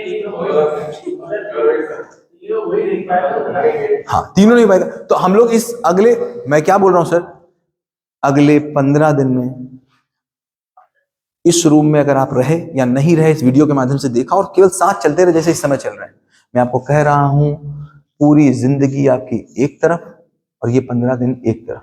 और ये मैं जिम्मेदारी के साथ आपसे कह रहा हूं, और ये आप बोलोगे कि मेरी पूरी जिंदगी एक तरफ और ये 15 दिन एक तरफ। ये दम है इस दर्शन में, जो दर्शन लेके मैं आपके सामने आया हूं। पिछले लगभग मैं 2005 से इस स्कूल में हूं, और 2005 से जब मैं स्कूल में हूं तो जो लोग सर तो लगभग 15 साल हो गए सर को यहाँ पर, 16 साल हो चुके सर को यहाँ पर, सर को भी बहुत लंबा समय हो चुका है हम लोगों के साथ में। तो इस पूरे समय, और लगभग 5-7 साल वाले तो कई लोग हैं। अगर आपने देखा होगा 2005 से जब मैं आया था, 2005 में जब मैं आया था तो मेरे पास पूरा मौका था, मैं चाहूँ तो स्कूल ज्वाइन करूँ चाहे तो नहीं ज्वाइन करूँ, पूरा का पूरा मौका था। चाहूँ तो ज्वाइन करूँ, चाहूँ तो नहीं ज्वाइन करूँ। अगर मैं नहीं ज्वाइन करता तो मैं कहीं ना किसी एमएनसी में काम कर रहा होता। तो ये पक्की बात थी कि जब मैं स्कूल में आया तो यही सोच के आया कि इस स्कूल को आगे ले जाना है, क्योंकि उस समय स्थिति ऐसी थी घर पे कि या तो मुझे 2 डिसीजन में से एक डिसीजन लेना था, या तो स्कूल को बंद करना था या तो मुझे स्कूल को ज्वाइन करना था। तो दोनों ही काम हो सकते थे, या तो स्कूल को बंद कर दो या तो स्कूल को ज्वाइन कर लो। मेरे पास दोनों ही ऑप्शन थे। बाहर चले जाते तो भी पैसा तो मिलता ही था, यहां पर आए तो भी मिलना था। तो हुआ कि भाई स्कूल करेंगे। तो जब 2005 से अगर पूरे आप देखेंगे, जो लोग पुराने हैं टीचर, अगर आप रिकॉल करा पाएंगे सबको, तो क्या दिखेगा 5 से लेकर के 12 तक जो हमारी पूरी नजर रही वो किस बात पे रही कि कैसे भी टीचर्स को अच्छा लाओ, कैसे भी अच्छे टीचर लाओ, अच्छी टेक्नोलॉजी लाओ। और ये समझ में आया एजुकेशन कैसे बदलेगी, अच्छे टीचर और अच्छी टेक्नोलॉजी से बदलेगी। उसमें खूब टीचर बदलते थे, क्योंकि जैसे टीचर नहीं समझ में आता था तो लगता था बदलो, क्योंकि तब ये लगता था कि अच्छा कहीं नॉलेज मौजूद होगा, लेके आओ और टेक्नोलॉजी लेके आओ। 2012 तक आपके स्कूल में वो टेक्नोलॉजी थी जो टेक्नोलॉजी आपको लखनऊ के स्कूल्स में नहीं मिलती। एक्स्ट्रा मार्क्स, आप सोचो उस समय का, ये टच स्क्रीन आपको आज दिख रही है, आपके स्कूल में टच स्क्रीन 2011 में लगी थी, जब स्कूल वाले सोच नहीं सकते थे टच स्क्रीन पैनल क्या होता है। हर एक क्लास में टच स्क्रीन पैनल था, हर एक क्लास में, एक क्लास में नहीं, हर एक क्लास में टच स्क्रीन पैनल था। उस समय हम ऑनलाइन स्ट्रीम, हाँ, तो कहने का मतलब क्या हुआ, 2012 तक मेरी नजर किधर थी, 2012 तक नजर ये थी कि कैसे हम टेक्नोलॉजी के माध्यम से काम कर लें। 2012 से लेकर के और 2018 तक किस बात में नजर गई, इस बात में नजर गई कि यार ये बात नहीं बनेगी, टीचर को बदलने से बात नहीं बनेगी। तो अगर आप देखेंगे 2012 से 2018 तक बहुत टीचर की एकेडमिक ट्रेनिंग पे काम हुआ, बहुत काम हुआ। अगर आपको याद होगा, बहुत उन्होंने ट्रेनिंग करी, बहुत लोगों को बाहर से बुलाया। वो अमित जी आए थे, वहां कहां से आ रहे थे, कहीं कोई बाहर से आदमी आता था, कहीं कोई लखनऊ के ट्रेनर आता था, आपको याद होगा, बहुत ट्रेनर बुलाते थे, खूब ट्रेनर बुलाते थे। हाँ, रे आए थे, कोई खूब ट्रेनर बुलाते थे बाहर से, खूब ट्रेनर बुलाते थे। 12 से लेकर के कोरोना के पहले तक क्या चलता था, ये चला कि भैया ट्रेनर बुलाओ और काम करो, ट्रेनर बुलाओ और काम करो, और उस पर खूब काम किया, ट्रेनिंग पे काम किया। लेकिन लॉकडाउन ने बहुत कुछ बदला। जब लॉकडाउन में पहुंचे और लॉकडाउन में जब इंटरनेशनली काम करने का मौका मिला, और लॉकडाउन में आपका स्कूल पहला स्कूल था, और इसको आपको अवार्ड भी मिला था, पहला स्कूल था। लॉकडाउन लगा है 8 मार्च 2020 को, और आप लोगों ने क्लास शुरू करी है लॉकडाउन लगा था 21 मार्च 2020 को। 21 मार्च 2020 को लॉकडाउन लगा था, तब स्कूलों ने सोचा था कि हम ऑनलाइन क्लास शुरू करेंगे। तब लोगों ने सोचा, सर हम लोग 18 मार्च को शुरू कर चुके थे, जब लॉकडाउन लगा भी नहीं था, हम ऑनलाइन क्लास शुरू कर चुके थे। 8 मार्च को होली थी, 8 मार्च 2020 को होली थी। 8 मार्च को ही खबर आने लग गई थी कि इटली में ये हो गया, इटली में ये हो गया। 12 मार्च को स्कूल खुला था, और स्कूल खुलना था आपका लेट, 10 दिन का गैप होता ही होता है। 12 मार्च से आपके स्कूल में हर क्लास में कैमरे लग गए थे, उसको मंगा करके, और लगभग हम लोगों ने 500 वीडियो शूट कर डाले थे, याद है आपको? 500 वीडियो से ज्यादा शूट कर डाले थे। उस हम लोग की मीटिंग भी हो रही थी, गंगवार सर थे, याद होगा, क्यों वीडियो बनाया, क्या, बहुत लंबी मीटिंग हुई थी मैम के ऑफिस में। हम लोगों ने 8 मार्च को होली के बाद शुरू कर लिया, टेक्नोलॉजी में बहुत लंबे रहे। अगले साल जब लॉकडाउन हुआ 2021 में, तो हम लोगों के पास इतना स्किल था कि हमने पूरे स्कूल को ग्लोबल कर दिया, और उस समय हमने 8 देशों के बच्चे पढ़ाए, ट्यूशन भी पढ़ाया, स्कूल में इनरोल किया, ऑनलाइन स्कूल चलाया, 1-to-1 ट्यूशन तो पढ़ाया, ऑनलाइन स्कूल भी चलाया। और केवल दिल्ली के हमारे पास 1200 बच्चे थे, केवल मुंबई के हमारे पास 400 बच्चे थे, बेंगलोर के बच्चे थे, और पूरी हिंदुस्तान में उस लॉकडाउन को खत्म होने के बाद एक भी शहर ऐसा नहीं था जहां से स्कूल खोलने का ऑफर नहीं था। आदमी कह रहा था यहाँ स्कूल खोल लो आकर के, बट अभी ये था कि हमको ही नहीं समझ में आ रहा था हम खोलेंगे तो खोलेंगे क्या जाकर के, पहले कुछ अपने पास तो सही हो देने के लिए। लेकिन उस लॉकडाउन में क्या हुआ, उस लॉकडाउन में कुछ पढ़ने का मौका मिला। उस लॉकडाउन में कुछ पढ़ने का मौका मिला तो उस लॉकडाउन में सबसे जो एक घटना घटी, उस लॉकडाउन में कुछ स्कूल्स को विजिट करने का मौका मिला। उस लॉकडाउन के बाद लोगों से एक्सपोजर करने का मौका मिला। उस लॉकडाउन के बाद हमको कुछ अध्यात्म पढ़ने का मौका मिला। उससे कुछ बात समझ में आई कि यार कहीं ना कहीं कुछ डायरेक्शन गलत है, कहीं ना कहीं कोई डायरेक्शन तो गलत हो रही, कुछ ना कुछ तो अधूरा जा रहा है। तो ये बात हुई, बहुत लोग बोलते थे यार गुरुकुल में क्या है, गुरुकुल में क्या है, गुरुकुल में क्या है, गुरुकुल में क्या है, गुरुकुल बड़ा अच्छा है, गुरुकुल बड़ा अच्छा है। अब ये तो सबने कहा गुरुकुल बड़ा अच्छा है, लेकिन ये कोई नहीं बता पा रहा गुरुकुल में था क्या, ये कहीं कोई बात नहीं हुई। तो उस बीच में मौका मिला तो हमने लगभग इंडिया भर के लगभग मेरे हिसाब से लगभग 10, 15, 20 गुरुकुल हमने घूमे होंगे। गुरुकुल्स में गए और देखा कि गुरुकुल्स में क्या डिफरेंसेस आ रहे हैं, क्या आ रहे हैं। इस बीच में और लोगों से मुलाकात हुई, कुछ स्कूलों से मुलाकात हुई, ढूंढते रहे 2021 के बाद से लगभग मेरा हर साल कम से कम 15 से 20 दिन या 30 दिन स्कूल्स की विजिट में सीखने के लिए, और कम से कम 60 दिन स्कूल्स में ट्रेनिंग देने के लिए जाते ही था। आप देखते थे, जाते ही रहते थे, कभी किसी स्कूल में ट्रेनिंग देने के लिए, कभी किसी स्कूल में सीखने के लिए, उसमें लोगों से मिलते। इसी बीच में बाई चांस, मतलब क्या ही कहें कैसे मुलाकात हुई, इसी बीच में मेरी मुलाकात, जब हम एक गुरुकुल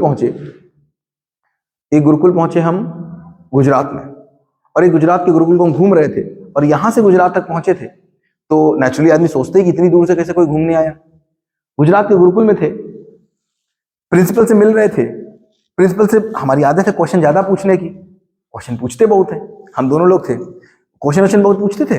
तो वहां का जो रिसेप्शनिस्ट था, रिसेप्शनिस्ट ने बोला कि भैया हम आपको एक जगह बता रहे, वहां चले जाओ, 7 दिन के लिए तुमको जाना है, 7 दिन के लिए चले जाओ और मजा आ जाएगा। अच्छा, ऐसे बहुत लोग बताते हैं, किसकी किसकी बात सुनोगे, लेकिन हमारी आदत है अगर कोई ऐसी चीज होती तो हम चले जरूर जाते चेक करने के लिए कि क्या है। खैर उसने बताया, ये बात थी अब नवंबर 2024 की। उसने मुझे बोला 7 दिन के लिए कहीं चले जाओ और 7 दिन के लिए कुछ मजा आ जाएगा। उसने मुझे बात दी, आए यहाँ पर। खैर मैंने नोट कर लिया, और मैंने नोट करने के बाद उसको गूगल पे देखा तो मैंने देखा 7 दिन की कहीं कहीं क्लासेस होती हैं। उसमें से एक क्लास कहाँ थी, बांदा में थी, कोई प्रेम जी की बगिया में। अब देखो क्लास कहाँ हो रही, 7 दिन की, वो भी प्रेम जी की बगिया में। तो हमने उनको फोन किया, हमने कहा भैया ये कहाँ है, बांदा में है? उन्होंने कहा बांदा के पास गाँव में है। हमने कहाँ क्लास होगी, तो उन्होंने कहा हमारी बगिया है उसमें होगी।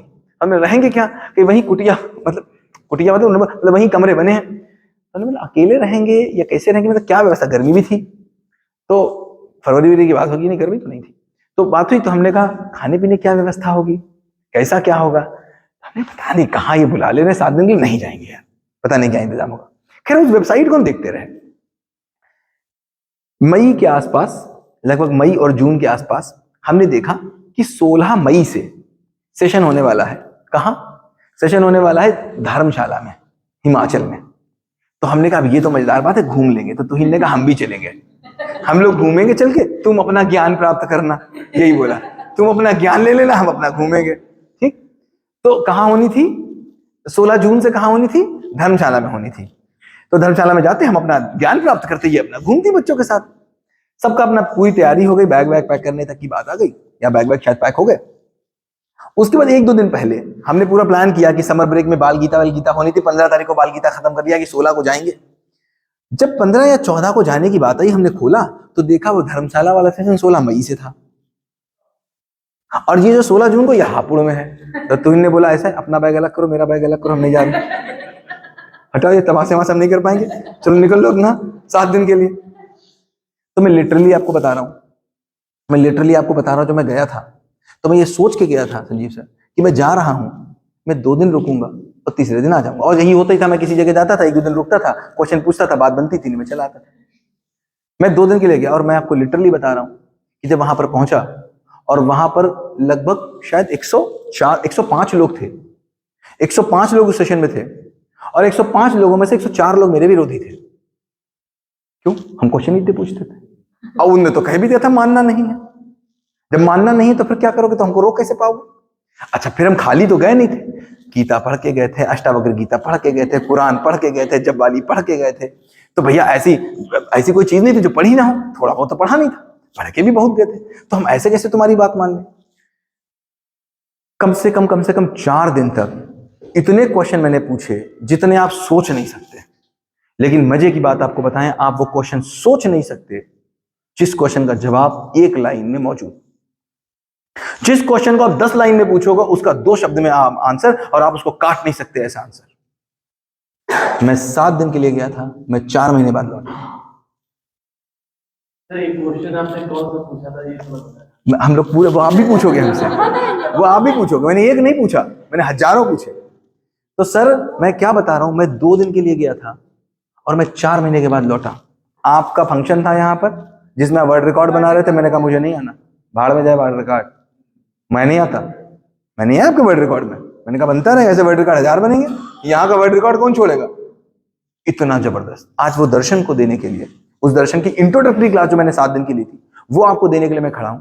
और मैं आपको बोल रहा हूं, मैं अपनी जिंदगी को जब देखता हूं तो मेरी जिंदगी मुझे ऐसे की जगह ऐसे दिखती है। तो पहले ही 3 दिन थोड़ी समस्या होगी, पहले 3 दिन मुझे भी बहुत हुई थी, बहुत ताकत लगानी पड़ी थी, लेकिन चूंकि मैं अपने मन से गया था इसलिए मैं टिका। अगर जबरदस्ती ले जाते तो नहीं टिकता। तो यहां पर ये कि चूंकि स्कूल के दबाव में इसलिए टिक जाओगे, पर ये पक्की बात है, पर ये पक्की बात है, चौथे दिन के बाद से इस रूम में आपको बुलाना नहीं पड़ेगा, दैट्स माय गारंटी। तो हम लोग कहां पहुंचे इतनी देर में? हम लोग इतनी देर में यहां पहुंचे, कोई बात नहीं, हम लोग इतनी देर में यहां पहुंचे कि चाहना और परिणाम अगर हम एक नजर में नहीं देखेंगे तो करना अगर हम केवल पाएंगे तो वो क्या रोकेगा? परंपरा के रूप में दिखेगा। परंपरा के रूप में मतलब अभी हम एक 13वीं में गए लखनऊ, उस दिन 13वीं में पहुंचे। तो जिनके हम 13वीं में पहुंचे वहां सीट पे भाभी जी थी, वो आई सीट पे बैठे और खाना सबसे पूछ रही थी, भाई खाना खा लो भाभी जी। तो हमसे भी पूछा, सबसे पूछ रहा था। अच्छा हम कह रहे खा लेंगे अभी। तो उनको लग रहा था लोग 13वीं में खाना नहीं खाते, उनको लग रहा था कि हो सकता है खाते नहीं इसलिए कह रहे हो। तो हमने उनसे 4 बार कहा, हमने कि हम खाना खा लेंगे, हमें कोई दिक्कत नहीं है, थोड़ी देर में खाएंगे। तो हमसे कह रही, सबसे कह रही थी। एक चाचा जी बैठे थे हमारी जेब में, उनसे नहीं कह रही थी। तो हमने उनसे कहा भी हमने ये गलत बात इनसे क्यों नहीं कह रही हो? तो उन्होंने कहा नहीं ये नहीं खाते। क्या ये नहीं खाते? अच्छा मेरी आदत थी थोड़ी बात करने की। चाचा जी थे, लगभग उम्र होती होंगी 65-68 साल की। हमने चाचा जी नमस्ते। तो नेहा हमने चाचा जी क्यों नहीं खाते हो? तो वो भाभी जी बोली नहीं नहीं 2 कारण है। हमने दूसरा कारण क्या? ये बेटी क्या भी नहीं खाते, हम बेटी में है। तुमने चाचा फिर ये भी बता तो बेटी क्या क्यों नहीं खाते? तो चाचा जी बोले देखो भैया हम खाया नहीं जाता है हमारे, हम नहीं खाते जाकर के, ना बेटी के यहाँ ना 13वीं में, हाँ नहीं खाते। और ये बात बोलते ही गर्व से सीना चौड़ा, मतलब छोड़ा मोटा नहीं, गर्व से सीना चौड़ा। तब तक उनके बगल में एक युवा बैठे थे जो इन्हीं भाभी जी के देवर थे। उन्होंने तुरंत सपोर्ट किया, अरे मेरे पापा भी नहीं करते थे भैया, मेरे पापा भी नहीं करते थे। हमने कहा तुम करते हो? हमने चाचा से पूछा तुम्हारा बेटा कि वो खा लेता है। तो परंपरा का मतलब क्या होता है? परंपरा का मतलब है उसकी कोई निरंतरता नहीं होती। उनको कुछ नहीं पता वो क्यों नहीं खाते, उनको कुछ नहीं पता क्यों नहीं करना है। उसका केवल एक बात मतलब है, ना चाहना पता ना परिणाम पता, उनको केवल एक पता परंपरा। और ये परंपरा वाला आदमी मानने वाला आदमी होता है। कैसा होता है? और जो मानने वाला आदमी है वो बहुत मनवाने की कोशिश करता है। जो मानने का आदमी होगा वो जिंदगी भर एक ही कोशिश करेगा, क्या मान लो। और अगर उससे तुमने क्वेश्चन पूछ लिया तो तुम अधर्मी हो, तुम पाखंडी हो, तुम पापी हो, तुम संस्कार निवासक हो, तो पता नहीं तुम क्या क्या हो। क्यों? क्योंकि तुमने उसके पहचान पर प्रश्न उठा दिया। उसकी पहचान क्या थी? मानना। और इसी मानने को जब वो सच मानने लग जाता है तो उसी को अंधविश्वास कहते हैं। यही परंपरा धीमे धीमे अंधविश्वास में बदलती रहती है। तो हमारा देश कैसा है? परंपरा का देश है। हमारे देश में करने का बड़ा महत्व है। अगर मेरे घर में मंगलवार को घर के पीछे पीपल के पेड़ के नीचे शाम को 7 बजे काली चप्पल दबाई जाती तो वो दबाई जाएगी। और भाई साहब अगर नहीं दबाई गई बाई चांस और घर में बच्चा बीमार हो गया तो एक हवन के साथ दबाई जाएगी।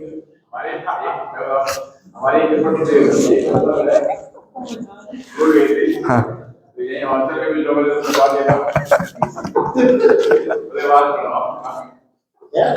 गेट में कोई बोले कि आज फिर आएगा, हाँ हमें लगा कि तो वहाँ छोड़िए। वहां छोड़ जाएगी। सर मेरे परिवार में मुंडन नैमिषारण्य में होता है।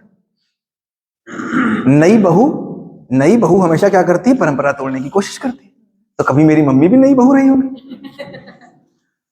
तो अपनी इच्छाएं पूरी करने को, पहले बच्चे में तो सारा इच्छाएं पूरी करती, कभी उनकी भी इच्छा रही होगी। तो उन्होंने कहा नहीं नैमिषारण्य में मैं अपने लड़के का मुंडन नहीं कराऊंगी, मैं तो हरिद्वार में कराऊंगा। भाई को झगड़ा वगड़ा हुआ होगा जो भी, लेकिन बहू तो नई बहू, वो कहां से मान जाए।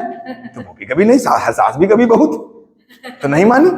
तो हमारा मुंडन कहाँ हुआ, हरिद्वार में मुंडन हो गया, लौट के आए, बाई चांस मम्मी को एक्जिमा हो गया, स्किन डिजीज, और वो थोड़ी बहुत नहीं हुई, इतनी हुई कि चलना मुश्किल। किसका प्रकोप, भाई साहब मेरा दोबारा मुंडन करा दिया गया। अब वो भी कहते हैं घमंड के साथ। अब बेचारा मुझे तो कुछ याद नहीं, मैं तो बोलने लायक नहीं होगा, लेकिन अगर बोलने लायक होता तो क्या कहता, क्या तमाशा चल रहा है, दोबारा तुमने मुंडन करा दिया मेरा। तो मानने वाला आदमी कहां जाएगा, वो हमेशा मनवाने में ही जाएगा। तो हमको बहुत साफ तौर पे ये दिखता है, कि हमारी कारें अच्छी हुई तो हमको ये समझ में आना पड़ेगा क्यों अच्छी हो रही है। अगर हमारे मकान अच्छे हो रहे तो क्यों अच्छे हो रहे, तो हमको साफ साफ समझ में आएगा। जो चीज हमको नियम पूर्ण समझ में आ जाती है वो हमेशा अच्छी होती है। जो चीज नियम पूर्ण समझ में आ जाएगी वो चीज हमेशा अच्छी ही होगी। एक पिता निश्चित रूप से यह कह सकता है कि मैं अपने बेटे को नाउन सिखा दूंगा, हाँ या ना। एक पिता निश्चित रूप से कह सकता है कि मैं अपने बेटे को मैथ सिखा दूंगा। एक पिता निश्चित रूप से कह सकता है मैं अपने बेटे को साइकिल चलाना सिखा दूंगा। एक बेटा निश्चित रूप से कह सकता है मैं अपने बेटे को मकान बनाना सिखा दूंगा। एक पिता निश्चित रूप से कह सकता है कि मैं अपने बेटे को पानी पीना सिखा दूंगा। एक बाप नहीं कह सकता मैं अपने बच्चे को एक रिश्ता चलाना सिखा दूंगा, योग्यता नहीं। तो क्वेश्चन आया पहले चला कैसे, क्या पहले समझ थी? क्वेश्चन है कि पहले तो चलते थे, हमको दिखता है पहले चलते थे, तो क्या पहले समझ थी? अब बहुत बड़ा क्वेश्चन आ गया। क्योंकि अगर समझ थी तो अगर हमने आज से 50 साल पहले कैमरा बनाया समझ से, तो कैमरा अच्छा हुआ कि बुरा हुआ? अगर आज से 100 साल पहले बैलगाड़ी बनाई तो अच्छी हुई कि बुरी हुई? अगर आज से 1 लाख साल पहले आग ढूंढी तो आज अच्छी हुई कि बुरी हुई? तो 1 लाख साल पहले संबंध चले तो आज बुरे कैसे हुए? तो यहां पर यह समझ में आया कि इससे पहले एक बेटा पितामानी में काम कर लेता था, पितामानी चल जाती थी। एक टर्म है पितामानी या मम्मी मानी या परंपरा मानी या परिवार मानी, क्योंकि सब कौन से थे, कैसे लोग थे? मानने वाले। और मानने की चीज जब आएगी तो ये 3 पिलर को लेके आएगी, ये 3 पिलर लेके ही आएगी। 3 पिलर के बिना ये नहीं टिक सकती। पहला डर, दूसरा लालच, तीसरा आस्था। ये 3 पिलर के बिना ये टिकेगी नहीं कभी भी। मानने की बात केवल इन 3 पिलर पे ही टिकेगी। क्या? एक डर, एक लालच, एक आस्था। कोई बात स्वीकार ना हो तुरंत काटिएगा, प्रवचन नहीं है। जो बात स्वीकार नहीं हो बिल्कुल मत स्वीकार करेगा। मानने के लिए कुछ नहीं बोला जा रहा है, नियम रूप से बात बोली जा रही है। मुझे साफ साफ समझ में आता है कि अगर मेरे पिताजी ने लकड़ी का पेन बनाया था जिसको चाक में जिसको डुबो के लिखते थे, तो आज पेन अच्छा हुआ कि बुरा हुआ? नियम रूप जो समझ में आएगा वो अच्छा होगा। अगर संबंध अच्छे बुरे हो रहे हैं इसका मतलब क्या हुआ? नियम रूप बात समझ में नहीं आई, तो क्वेश्चन सीधे साफ समझ में आया, चला कैसे? तो चला ऐसे कि पितामानी थी। क्या थी? पितामानी थी। पिता की बात मानते थे। आज से जैसे जब सर की शादी हुई होगी, सर की शादी तक मुझे नहीं पता, सर के पिताजी की शादी होगी, वहां तो ले आते, क्योंकि सर मान लीजिए हमारे पिताजी की एज के हैं, तो मान लीजिए हमने बोला सर के पिताजी की बात मान लेते, मतलब मैं अपने बाबा की एज में पहुंच जाता हूं, आप मान लीजिए अपने पापा की एज में पहुंच जाओ। शादी होती थी, लड़की देखी भी नहीं जाती थी, नहीं देखी जाती थी। जिससे शादी करा दी गई उससे शादी हो गई। एक पीढ़ी और आई तो लड़की देखी जाती थी, लेकिन अगर लड़की देखने गए हैं तो मना नहीं किया जाता, अगर देख लिए तो मना नहीं करेंगे। फिर एक आई कि लड़की देखनी है, मना करनी है, लेकिन शादी करनी। ये कोई क्वेश्चन नहीं था कि शादी नहीं करनी। आज देखती है फिर भी सारी कुछ करते नहीं, करने वो देख ही रहे टूट रही, देख ही रहे टूट रही। और इंडिया में डाइवोर्स रेट कितना है पता है आपको? कितना होगा डाइवोर्स रेट बताओ? इंडिया का डाइवोर्स रेट क्या लगता है कितना है? कितने परसेंट होगा? 50-60% शादियां टूटती हुई दिखती हैं क्या? पता है कितना इंडिया का डाइवोर्स रेट कितना होगा? कितना लगता है, अंदाजा लगाओ। 80% शादियां टूट जाती हैं। अच्छा मैं बताऊं, फिनलैंड जो है, फिनलैंड में 50,000 शादी एक साल में होती, 24,000 टूटती, लगभग 56% है वहां का, फिनलैंड का। बहुत विकसित देश है, हम विकास की ओर बढ़ रहे हैं। वो बहुत विकसित देश है, उसमें 56% शादियां टूटती हैं, हम विकास की तरफ बढ़ रहे हैं। और विकास बढ़ने लग गया, बैंगलोर में ज्यादा आ गया विकास, अभी हमारे गांव तक नहीं आया। हमारे यहाँ सक्सेस रेट पता कितना है? वो हमारे यहाँ पता है कितना डाइवोर्स रेट है? डाइवोर्स रेट हमारे यहाँ है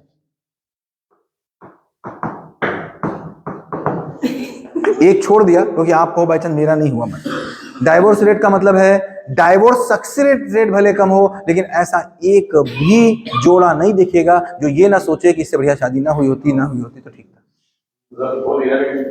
मानसिक हो चुका है, मजबूरी में रह रहे हैं। मानसिक हो चुका है, मजबूरी में रह रहे हैं। 1% केवल है नहीं, वो 1% भी नहीं, देखो है वो 1% भी, लेकिन आप कहने लगे खड़े होकर कि नहीं मेरा नहीं हुआ भैया, तो आपको छोड़ दिया है ना, बहस से बचने के लिए आपको छोड़ दिया है ना। ये डाइवोर्स का रेट है। तो इससे यहाँ पे इसको बात होती रहती है कि ऐसे यहाँ पे काम में डाइवोर्स हो जाएगा। बिल्कुल ठीक बात है। तो अब हम देखते हैं, अगर हम इसको थोड़ा सा लॉजिकल जाएं तो हमको क्या दिखता है?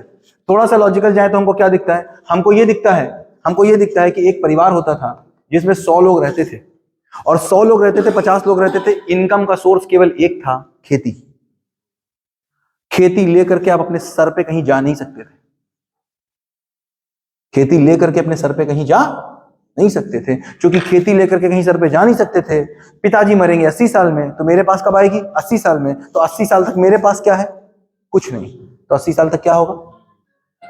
पितामानी। वो परंपरा में आ गई थी, पिता की बात माननी। तो परिवार मेरे चल गए। फिर हमको क्या दिखा? फिर हमको ये दिखा, जैसे ही खेती से अलग अपॉर्चुनिटी बनी, किराने की दुकान बनी, तो वैसे ही हमने क्या देखा कि एक परिवार टूटा। क्योंकि अब वो क्या कर सकता था? उसको पता था जमीन कहां जाएगी, पिताजी मरेंगे तो मिलेगी तो हमें। तो उसने क्या किया? किराने की दुकान खोल ली। अब वो सरैनिया गांव से पुराने पुआ में रहने लग गया आकर। अभी तो नहीं रहता था पुआ में। ये माइग्रेशन क्यों हो रहा है? क्योंकि इनकम की अपॉर्चुनिटी। तो अब पहले क्यों एक साथ थे? क्योंकि कमाई का आदमी एक था। अब क्या हुआ? इनकम की अपॉर्चुनिटी जैसे ही मिली तो पूरे परिवार सहित माइग्रेट कर गए। तो जो कैसे माइग्रेट करे? पति पत्नी बच्चे माइग्रेट कर गए। आज स्थिति क्या आ गई? पत्नी कहती मैं खुद कमा सकती हूँ, तो पति पत्नी भी अलग अलग माइग्रेट। विकास इज इक्वल टू पैसा कमाने की जैसे जैसे स्किल बढ़ी, तो हम एक साथ किस लिए थे? क्योंकि एक ही आदमी पैसा कमाता था। अभी चूंकि पत्नी करती भी तो क्या करती है घर में, मुझे ये बताओ। पत्नी करती, मेरी दादी करती तो क्या करती? उनके पास ऑप्शन क्या था? आज पत्नी के पास है, बोल के देखो। करती तो क्या करती? फिर हमको ये समझ में आता है, बहुत धीरे से अगर हम देखते हैं समझ में आता है कि क्या लगता है, लड़का शादी करके लड़की के घर जाता है कि लड़की शादी करके लड़के के घर आती है? हमको लगता है लड़की शादी करके लड़के के घर आती है। लगता है कि नहीं लगता? अगर ये कहीं गलत है, लड़की शादी करके लड़के के घर नहीं आती, बिल्कुल गलत बात। अगर आप चले जाओ अभी मेघालय में, वहां लड़का जाता है शादी करके लड़की के घर, तो इसका मतलब समझ में क्या आता है? लड़का ना शादी करके लड़की के घर जाता है, ना लड़की शादी करके लड़के के घर आती है। जहां कमाई का जुगाड़ होता है वहां जाते हैं। लड़के के घर कमाई का जुगाड़ है तो लड़के के घर, और लड़की के घर कमाई का जुगाड़ है तो लड़की लड़के के घर, नहीं तो लड़का लड़की के घर। आज बैंगलोर में कमाई का जुगाड़ है तो दोनों बैंगलोर में घर छोड़ के शादी करके, दोनों, ना लड़का लड़की के घर ना लड़की लड़के के घर, दोनों शादी के बाद बैंगलोर। तो क्या समझ में आ रहा है कि हमने पूरी की पूरी एजुकेशन सिस्टम केवल एक चीज पे बसाई, कैसे आप पैसा और हम सक्सेसफुल हैं। हम कहीं परसेंट सक्सेसफुल नहीं, हम सक्सेसफुल हो रहे हैं, ऐसा नहीं। लेकिन इसका मतलब है कामना के रूप में हमारे पास क्या था, वो बात अधूरी रह गई। यहां पर हमको बहुत धीरे से देखेंगे तो हमें बात समझ में आती है। हम बहुत धीरे से देखेंगे तो बात समझ में आती है कि हमारी पीढ़ी से हमको वो हर चीज मिली है जो चीज हमको समझ के रूप में थी। तो हमको समझ में आती है कि इससे पहले अगर हम परिवार में एक साथ रहते थे तो हम किस लिए रहते थे? पितामानी के कारण। किस लिए रहते थे? समझदारी के कारण रहते थे। ये बात नहीं है, अगर समझदारी होती तो वो आज भी होती। अगर समझदारी पंखे की थी तो पंखे की समझदारी बढ़ी कि घटी? बढ़ी ना। अगर समझदारी हमको समझदारी खाने की थी तो आज खाने की समझदारी बढ़ी कि घटी? और अच्छे खाने हो गए। अगर समझदारी हमको मकान बनाने की थी तो बढ़ी कि घटी? समझदारी होगी तो बढ़ेगी, कम नहीं हो सकती। ये कहीं भी देख लो आप। अगर पहले जैसे मान लिया 50 साल पहले जैसे लेटर्स लिखे जाते थे, आज लेटर्स उससे अच्छे लिख लेते हैं। होता है कि नहीं होता? क्यों? समझदारी थी तो बढ़ी। हो रहा है ना। पहले वेबस्टर्स की डिक्शनरी में कम वर्ड थे, आज ज्यादा वर्ड। समझदारी थी तो बढ़ी। मैथमेटिक्स में फॉर्मूले नहीं आ रहे कि नहीं आ रहे? बढ़ी। टिग्नोमेट्री पहले से अच्छी हुई कि नहीं हुई? हुई। इसका मतलब नियम स्वरूप जो बात हमको समझ में आती है वो बात बढ़ती है। इससे पहले बात कैसी थी? समझदारी के रूप में नहीं थी। किस रूप में थी? पितामानी के रूप में थी। कैसी थी? पितामानी के रूप में थी। और पितामानी के रूप में किस कारण थी? या तो डर, या तो लालच, या तो आस्था। अब देखो, या तो नरक जाओगे, तले जाओगे, कढ़ाई में तले जाओगे, काम कर लो, बहुत पाप पड़ेगा। भगवान से नहीं डरते हो? भगवान के नाम पे कर ले बाबा। नहीं तो लालच, 72 हूले, अप्सराएं, शवाब कबाब, और नहीं तो आस्था। कृष्ण ने कहा है, अब तो करना ही पड़ेगा। ये तो राम ने कहा है, ये तो करना ही पड़ेगा। ये तो बुद्ध करके गए थे, ये तो करना ही पड़ेगा। इसमें कहीं कोई समझ दिखती है? कहीं समझ नहीं दिखती। अब हुआ क्या? असली बात क्या आई? असली बात ये निकल के आई कि 250 साल पहले अगर जो घटना घटी वो ना घटी होती तो आज भी चलता रहता। 250 साल पहले घटना घटी कि विज्ञान आ गया, और विज्ञान ने कहा 3 बातें। पहला, हर आदमी समझ सकता है, हर चीज समझी जा सकती है। क्या बोला? हर आदमी समझ सकता है, हर चीज समझी जा सकती है। मुझे बताओ, कौन कौन इंग्लिश बोलना सीख सकता है? हर आदमी सीख सकता है। किसने सिखाया? विज्ञान ने। कौन कौन फिजिक्स सीख सकता है? जो सीखना चाहे वो सीख सकता है। हर चीज समझी जा सकती है और हर चीज हर आदमी समझ सकता है। ये किसने समझाया? विज्ञान। धीमे धीमे क्या ले आया? क्वेश्चन पूछो। हमने यहां पंखे पे भी 100 क्वेश्चन बनवाए। विज्ञान ने क्या करा? क्वेश्चन पूछो। उसने जाके अपनी मम्मी से क्वेश्चन पूछ लिया, मम्मी ये क्यों करते हो? मम्मी ने जवाब दिया? नहीं दिया। तो विज्ञान से जो सबसे पहली चीज गिरी लॉजिक से, वो क्या गिरा? डर। सबसे पहली चीज जो विज्ञान गिराती है वो क्या गिराती है? डर। बिल्ली रास्ता काट जाएगी, डर खत्म विज्ञान से। मंगलवार को बाहर नहीं जाना, बुधवार को घर के अंदर नहीं आना, विज्ञान से खत्म। तो विज्ञान ने जो पहली चीज गिराई वो क्या गिराई? डर। लालच क्या था? लालच ये था कि आपको स्वर्ग मिलेगा। ये बात सच है, ये बात सच है। आप ये सोच लो, 30 साल पहले चले जाओ केवल, और नहीं तो छोड़ो सर, यहां बैठे हुए हैं सर आपकी एज कितनी? 60 के आसपास होगी? 66? हाँ 66 ना? हाँ 55 65। सर मुझे ये बताना, सर से पूछ रहे हैं, आप सब लोग जाके घर में पूछ लेना। सर जब 26 साल के थे, कभी सोचा था कि इतनी चौड़ी रोडें बनेंगी? सपने में नहीं सोचा था। सपने में नहीं सोचा था। जिस आदमी ने जो मर गया, और मैं आपको बोल रहा हूं, जो आदमी आज से केवल 20 साल पहले मरा है, अगर उसको जिंदा कर दिया जाए उसको क्या लगेगा? आगरा लखनऊ एक्सप्रेसवे पे ले जाके वो कहेगा कहां आ गए। जो केवल 30 साल पहले मरा है, उसको ले जाके लुलु मॉल में खड़ा कर दो तो क्या कहेगा? स्वर्ग आ गए। जो केवल 40 साल पहले मरा है, उसको बुला के केवल मोबाइल में बात करा दो तो क्या कहेगा? डर जाएगा। 15 साल में बहुत चेंज आ गया। 15 साल पहले। तो मतलब क्या हुआ? मतलब बहुत सिंपल है। आप आज से 40 साल पहले जो स्वर्ग की कल्पना कर सकते थे, वो सब विज्ञान कहता है पैसे लाओ ले जाओ। तो स्वर्ग गिरा कि नहीं गिरा? अब केवल एक ही चीज बची है, सनातन। दूसरा कुछ मिलता नहीं, तो हिंदू सम्मेलन। क्या बचता है फिर? सनातन। फिर केवल क्या बचा? अल्लाह के नाम पे दे दे बाबा, वही चल रहा है जो थोड़ा बहुत चल, वो भी ज्यादा दिन चलेगा नहीं, कोई भूल में मत रहे, 10 और साल बस 10 और साल, इससे ऊपर नहीं चलने वाला, बहुत ज्यादा कोई भूल में मत रहे। सनातन के नाम पे 10 साल से और ऊपर कहानी नहीं चलेगी, समझ के चलेगी, नाम पे नहीं चलेगी। सनातन को समझ के तो 1000 साल चलेगी, सनातन के नाम पे नहीं चलेगी। ये 3 जैसे ही गिरे तो पितामानी बची, समझदारी थी नहीं। समझदारी के अभाव में पितामानी से कहां जाएगा आदमी? मनमानी। पितामानी से कहां पहुंचा? मनमानी। भाई सिंपल सी बात, अभी तक किसके विचार से चल रहे थे? किसी एक आदमी के विचार से चल रहे थे, तो वो क्या था? पितामानी था। समझदारी तो वहां भी नहीं दिखती। अब वो विचार हम माने, इसके लिए 3 आधार थे, तीनों आधार विज्ञान ने गिरा दिए, तो क्या बचा? धड़ाम। तो फिर हर अगले दिन हम क्या बोलते हैं? हमारे संस्कार गिर रहे हैं। वो संस्कार थे, पहले तो ये चेक करना पड़ेगा, संस्कार थे तो गिरे कैसे? संस्कार थे तो कैसे गिरे? तो यहां पर बात हो रही है कि अगर हम नियम स्वरूप क्लासरूम में एक बच्चे को विज्ञान पढ़ा के कार बनवाने के लायक समझ बना सकते हैं 25 साल में, अगर नियम स्वरूप एक बच्चे को क्लासरूम में बैठा करके हम एक बड़ी मशीन बनाने के लायक समझा सकते हैं, तो क्या नियम स्वरूप हम एक बच्चे को क्लासरूम में पढ़ा करके जिंदगी जीना नहीं सिखा सकते?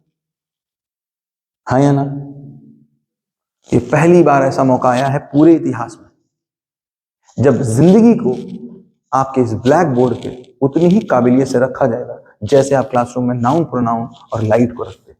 आपको बहुत मजा आने वाला है, क्योंकि आपकी जिंदगी डिस्कस होगी अगले 5, 7, 10 दिन जो भी हो, और जिंदगी के हर एक पहलू पे इतने खुले रूप में बात करेंगे कि आप कहेंगे क्या बात है, क्या मजा आ गया। शुरू करें? अभी तक तो केवल BS बन रहा है। 20 मिनट बचे, ठीक है। तो 20 मिनट में अगर हम लोग देखेंगे तो हम लोग किसी एक पहलू को छूने की कोशिश करेंगे। तो अभी तक हमको ये समझ में आया, देखो जब तक हम ये बात नहीं समझ पाएंगे कि पास्ट हिस्ट्री का काम केवल एक ही होता है, समझ पाना पास्ट की अच्छाइयां क्या है, पास्ट की बुराइयां क्या है। पास्ट को ग्लोरीफाई करना बहुत अच्छी बात है, लेकिन पास्ट में कमियां ढूंढना भी हिस्ट्री का काम है कि नहीं? ठीक है, हम ये बात बिल्कुल बोलें कि हमारे पिताजी बहुत अच्छे आदमी थे, बिल्कुल अच्छी बात है कि हमारे बाबा जी बहुत अच्छे थे, लेकिन ये बात हमको मानना पड़ेगा कि रिश्ता चलाना नहीं आया। अगर रिश्ता चलाना आता होता, संबंध चलाना आता होता, शरीर चलाना आता होता, पैसा चलाना आता होता, तो हम चला पाते। उनको कार चलानी आती थी, मुझे कार चलानी आती। बात समझ में आती? ठीक। तो कहां पर बात आई? बात केवल यहां पर आई कि अगर चाहना,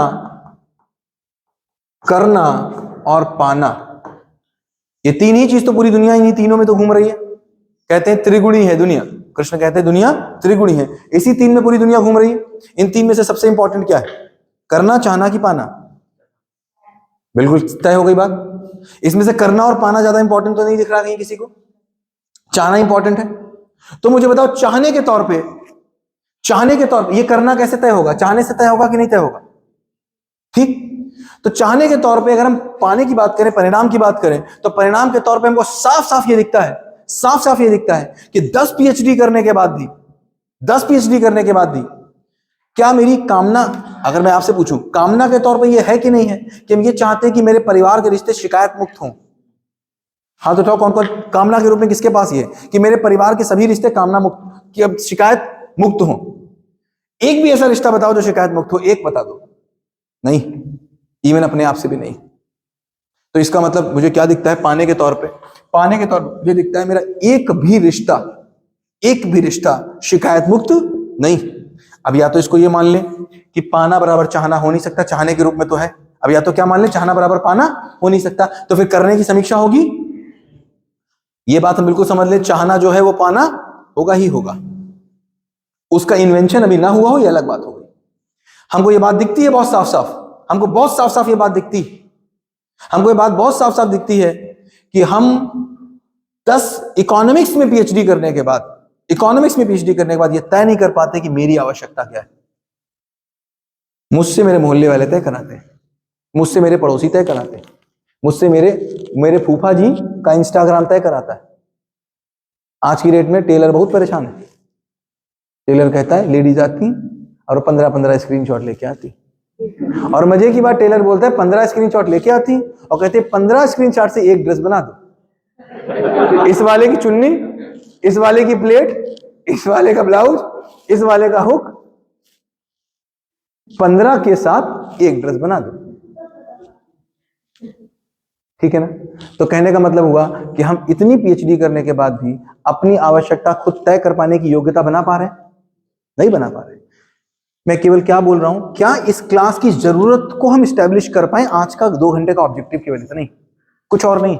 इस क्लास क्यों है, इसको अगर हम आज स्टैब्लिश कर लें इस 2 घंटे में, तो इस 2 घंटे की जीत है कि हम इतने पढ़ लिए, इतने पढ़ लिए, इतने पढ़ लिए, इतने पढ़ लिए, एक भी रिश्ता हमारा शिकायत मुक्त नहीं है, जबकि कामना के रूप में सबके पास ये मौजूद। तो या तो ये हो नहीं सकता, या तो फिर इसका नियम हमको नहीं पता। बात समझ में आती है? एक भी आदमी क्या ये चाहता है कि मैं किसी को देख करके प्रभावित हो जाऊं? कोई नहीं चाहता। चाहने के रूप में बिल्कुल बना हुआ, मैं भी किसी से प्रभावित नहीं होना चाहता। लेकिन एक भी आदमी ऐसा नहीं है जो अपने से बड़े को देख करके अपने आप को छोटा महसूस ना करे, और जबकि वो जानता है कि छोटा महसूस मुझे नहीं करना चाहिए, लेकिन योग कामना के रूप में है, योग्यता के रूप में नहीं। तीसरा, हम एक परिवार में रहकर केवल 4 लोगों के बीच में ये तय नहीं कर पा रहे क्या सही क्या गलत। हाँ या ना? कर पा रहे तय? नहीं कर पा रहे। 4 लोगों के परिवार में ये तय नहीं हो पा रहा है क्या सही क्या गलत। और अगर इन 2 लोगों के परिवार में ये नहीं पता है क्या सही क्या गलत, तो इनका सही इनको गलत लगेगा कि नहीं लगेगा, और इनका सही इनको गलत लगेगा कि नहीं लगेगा। ये कहेंगे मैं तो सही थी, इनको गलत ही लगती हूं मैं, और ये क्या बोलेंगे, मैं तो सही थी। जब पैमाने ही अलग अलग हैं, तुम्हारा लीटर मेरा लीटर ही अलग अलग है, मेरा लीटर 1 लीटर बराबर 2 होता है, तुम्हारा लीटर 2 लीटर बराबर 4 होता है, और दूध तोल रहे हैं, तो फिर क्या होगा भाई? होगा जो मंजूर खुदा होगा। एक छत के नीचे रहने वाले कितने परिवार एक उद्देश्य के साथ रहते हैं? परिवार क्या है? जो एक उद्देश्य के साथ रहे या जो एक छत के नीचे रहे? और हमने किसको माना? हमने छत के नीचे रहने पे बहुत योग्यता, बहुत फोकस किया। छत के नीचे मर मर के रहे, घुट घुट के रहे, लेकिन एक उद्देश्य के साथ रहना नहीं बन पाया। तो फिर हमको क्या समझ में आता है? अब हम एक एनालॉजी से बात को समझते हैं। एनालॉजी से हम इस बात को समझते हैं कि ये मेरा शरीर है, इस शरीर के कई अंग हैं। समझ में आता है? मुझे बताओ, मेरे दिल का गोल क्या है? मेरे दिल का गोल क्या है? क्या गोल है मेरे दिल का? ब्लड पंप करना। क्या गोल है? ये दिल का गोल है कि रोल है? गोल क्या है?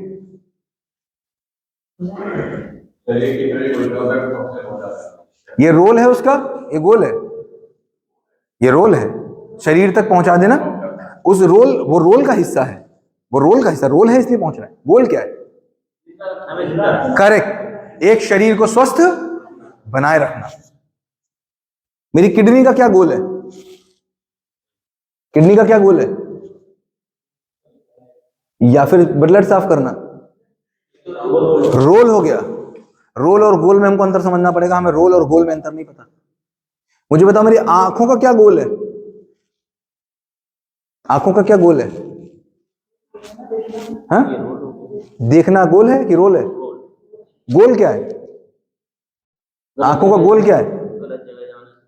आंखों का गोल है गलत जगह। आंखों को देख के गलत जगह जाते हो, गलत जगह रुकते हो। देखो पहले, नहीं, मुझे बताओ, आंखों को देख के गलत जगह जाते हो कि रुकते हो?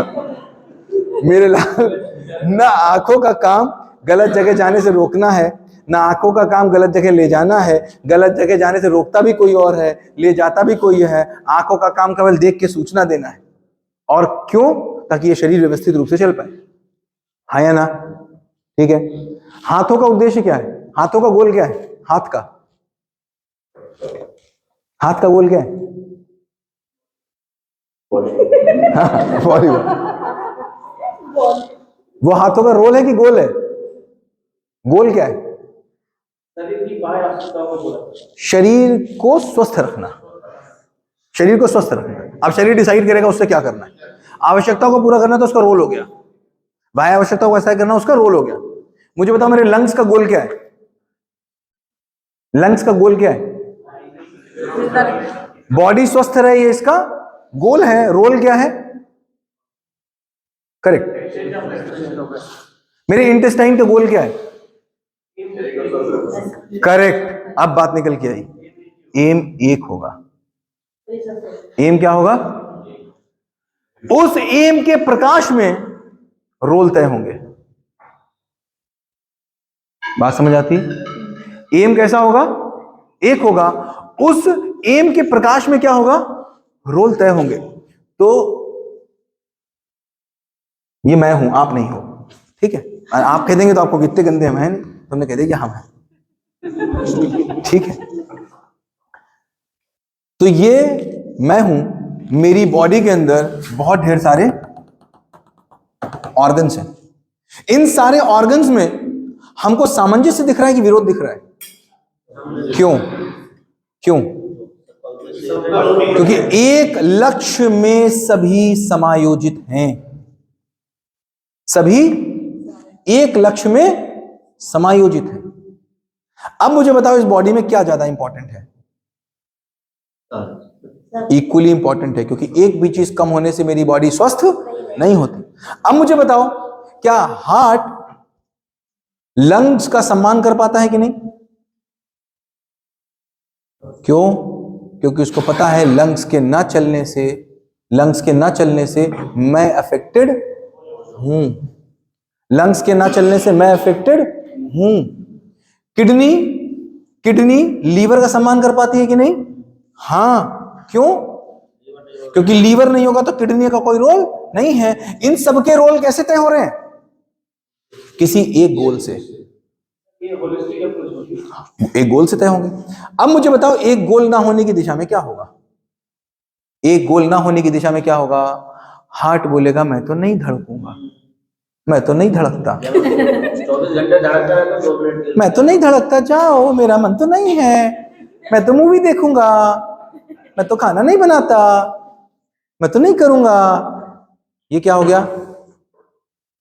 हार्ट अपना काम बंद नहीं करता, क्योंकि उसको अपने गोल में अपनी उपयोगिता पता है।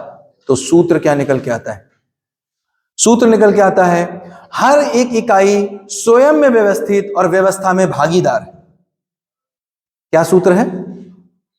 इस सूत्र, ये महासूत्र है, इसको नोट करना भूलना नहीं। हर एक इकाई स्वयं में व्यवस्थित और व्यवस्था में, हाँ, स्वयं में पूर्णता कब आएगी? जब व्यवस्था के अर्थ में होगी। व्यवस्था के अर्थ के बिना स्वयं में पूर्णता नहीं आ सकती।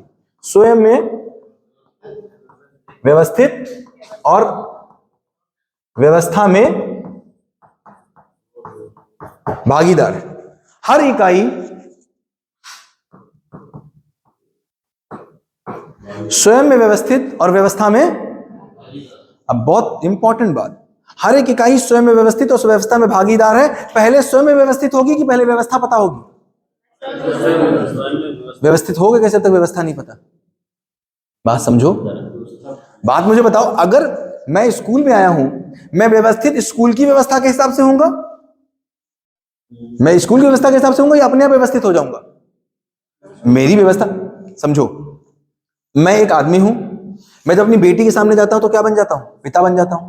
जैसे मुझे व्यवस्था समझ में आती है, मैं वहां व्यवस्थित हो जाता हूं। पत्नी के सामने जाता हूं तो पति बन जाता हूं। मम्मी के साथ जाता हूं तो बेटा बन जाता हूं। तो मैं स्वयं में व्यवस्थित होता हूं कि पहले व्यवस्था को चेक करता हूं? तो पहले क्या चेक होगा? बात समझ में आ रही है? एक कितने परिवार ये कह सकते हैं कि हम एक लक्ष्य में जी रहे हैं? तो फिर कितने परिवारों में हमको सामंजस्य मिलेगा? सब अलग अलग। अगर सब अलग अलग लक्ष्य से चलेंगे तो मुझे बताओ, अगर हार्ट का लक्ष्य अलग होगा, किडनी का लक्ष्य अलग होगा, तो दो में क्लैश होंगे, तो दो में सामंजस्य होगा? क्लैश होगा। दोनों एक दूसरे का सम्मान कर पाएंगे कि विरोध में खड़े होंगे? विरोध में खड़े होंगे। बात समझने साफ साफ आती है? 9 मिनट बचे, इसी बात को पूरा करते हैं, केवल खत्म करेंगे। समझ में बात आती? तो इसका मतलब क्या समझ में आएगा? पहले व्यवस्था समझ में आएगी कि पहले स्वयं में व्यवस्थित होंगे? व्यवस्था पहले से है कि मुझे बनानी है? व्यवस्था पहले से, मुझे बनानी नहीं। मुझे व्यवस्थित होना है कि केवल व्यवस्था को जान लेना है? व्यवस्था को जान के अपने आप ही व्यवस्थित। एग्जाम अभी बात करते हैं। देखो, इस बात को पहले चेक करते हैं कि एक बच्चा है, जो बच्चा, एक सूत्र और लिख लेते हैं। पहला क्या लिखा? इकाई स्वयं में व्यवस्थित और व्यवस्था में भागीदार। हर इकाई स्वयं में व्यवस्थित और व्यवस्था में भागीदारी ही मेरा आचरण है। मेरी भागीदारी ही मेरा आचरण है। मेरी भागीदारी ही मेरा आचरण है। हार्ट का आचरण क्या है? हार्ट की भागीदारी। किडनी का आचरण क्या है? किडनी की भागीदारी। एक कार है, एक कार के अंदर कितने पार्ट्स होते हैं? हजारों पार्ट्स होते हैं। हर एक पार्ट का उद्देश्य क्या है? कार चल जाए। गोल एक है, रोल अलग अलग है। इसका मतलब लक्ष्य एक है, भूमिकाएं अलग अलग है। एक लक्ष्य के अर्थ में जब पूरी कार काम करती है तो कार चलती है। तो क्या निकल के आया? हर इकाई स्वयं में व्यवस्थित है क्योंकि वो व्यवस्था में, चूंकि व्यवस्था निश्चित है, व्यवस्था निश्चित है, इसीलिए मेरी भागीदारी निश्चित है। भागीदारी निश्चित है तो मेरा आचरण निश्चित है। आज के डेट में आदमी किससे परेशान है? तुमसे परेशान है कि तुम्हारे अनिश्चित आचरण से। क्यों अनिश्चित आचरण है बताओ? किससे परेशान है? हम व्यक्ति से परेशान है कि उसके आचरण से? आचरण में किस चीज से परेशान है? कि आचरण उसका निश्चित है कि अनिश्चित है? अगर आचरण निश्चित ही हो जाए तो क्या हम परेशान होंगे? नहीं परेशान होंगे। और हम किससे परेशान है? परायों से कि अपनों से? अपनों से कि अपने से? अपने से। तो अपनों से हम परेशान है, उससे पूछोगे तो वो किससे परेशान है? वो भी अपने से। मतलब वो हमसे परेशान, हम उसको परेशान करना चाहते हैं, वो हमें करना चाहता होगा, फिर भी हो जाते हैं। क्यों? क्योंकि व्यवस्था पता नहीं। व्यवस्था पता नहीं है इसीलिए भागीदारी पता नहीं है। भागीदारी पता नहीं है इसलिए आचरण पता नहीं है। इसीलिए स्वयं में व्यवस्था। इसको एक एनालॉजी से समझते हैं। पहले एक सूत्र और नोट करते हैं।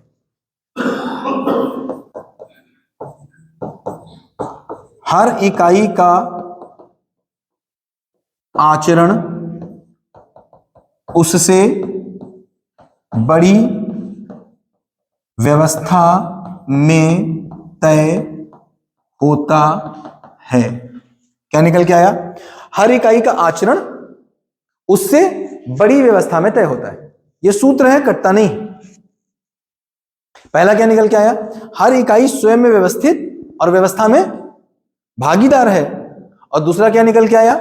हर इकाई का आचरण उससे बड़ी व्यवस्था में तय होता है। एनालॉजी से समझते हैं। एक बच्चा है जो अपने आप को घर का हिस्सा ही नहीं मानता। एक बच्चा है जो अपने आप को अपने घर का हिस्सा नहीं मानता। आचरण कैसा होगा उसका? गड़बड़ होगा। क्यों? क्योंकि भागीदारी वो व्यवस्था में नहीं मानता। व्यवस्था में भागीदारी नहीं मानता तो आचरण उसका कैसा होगा?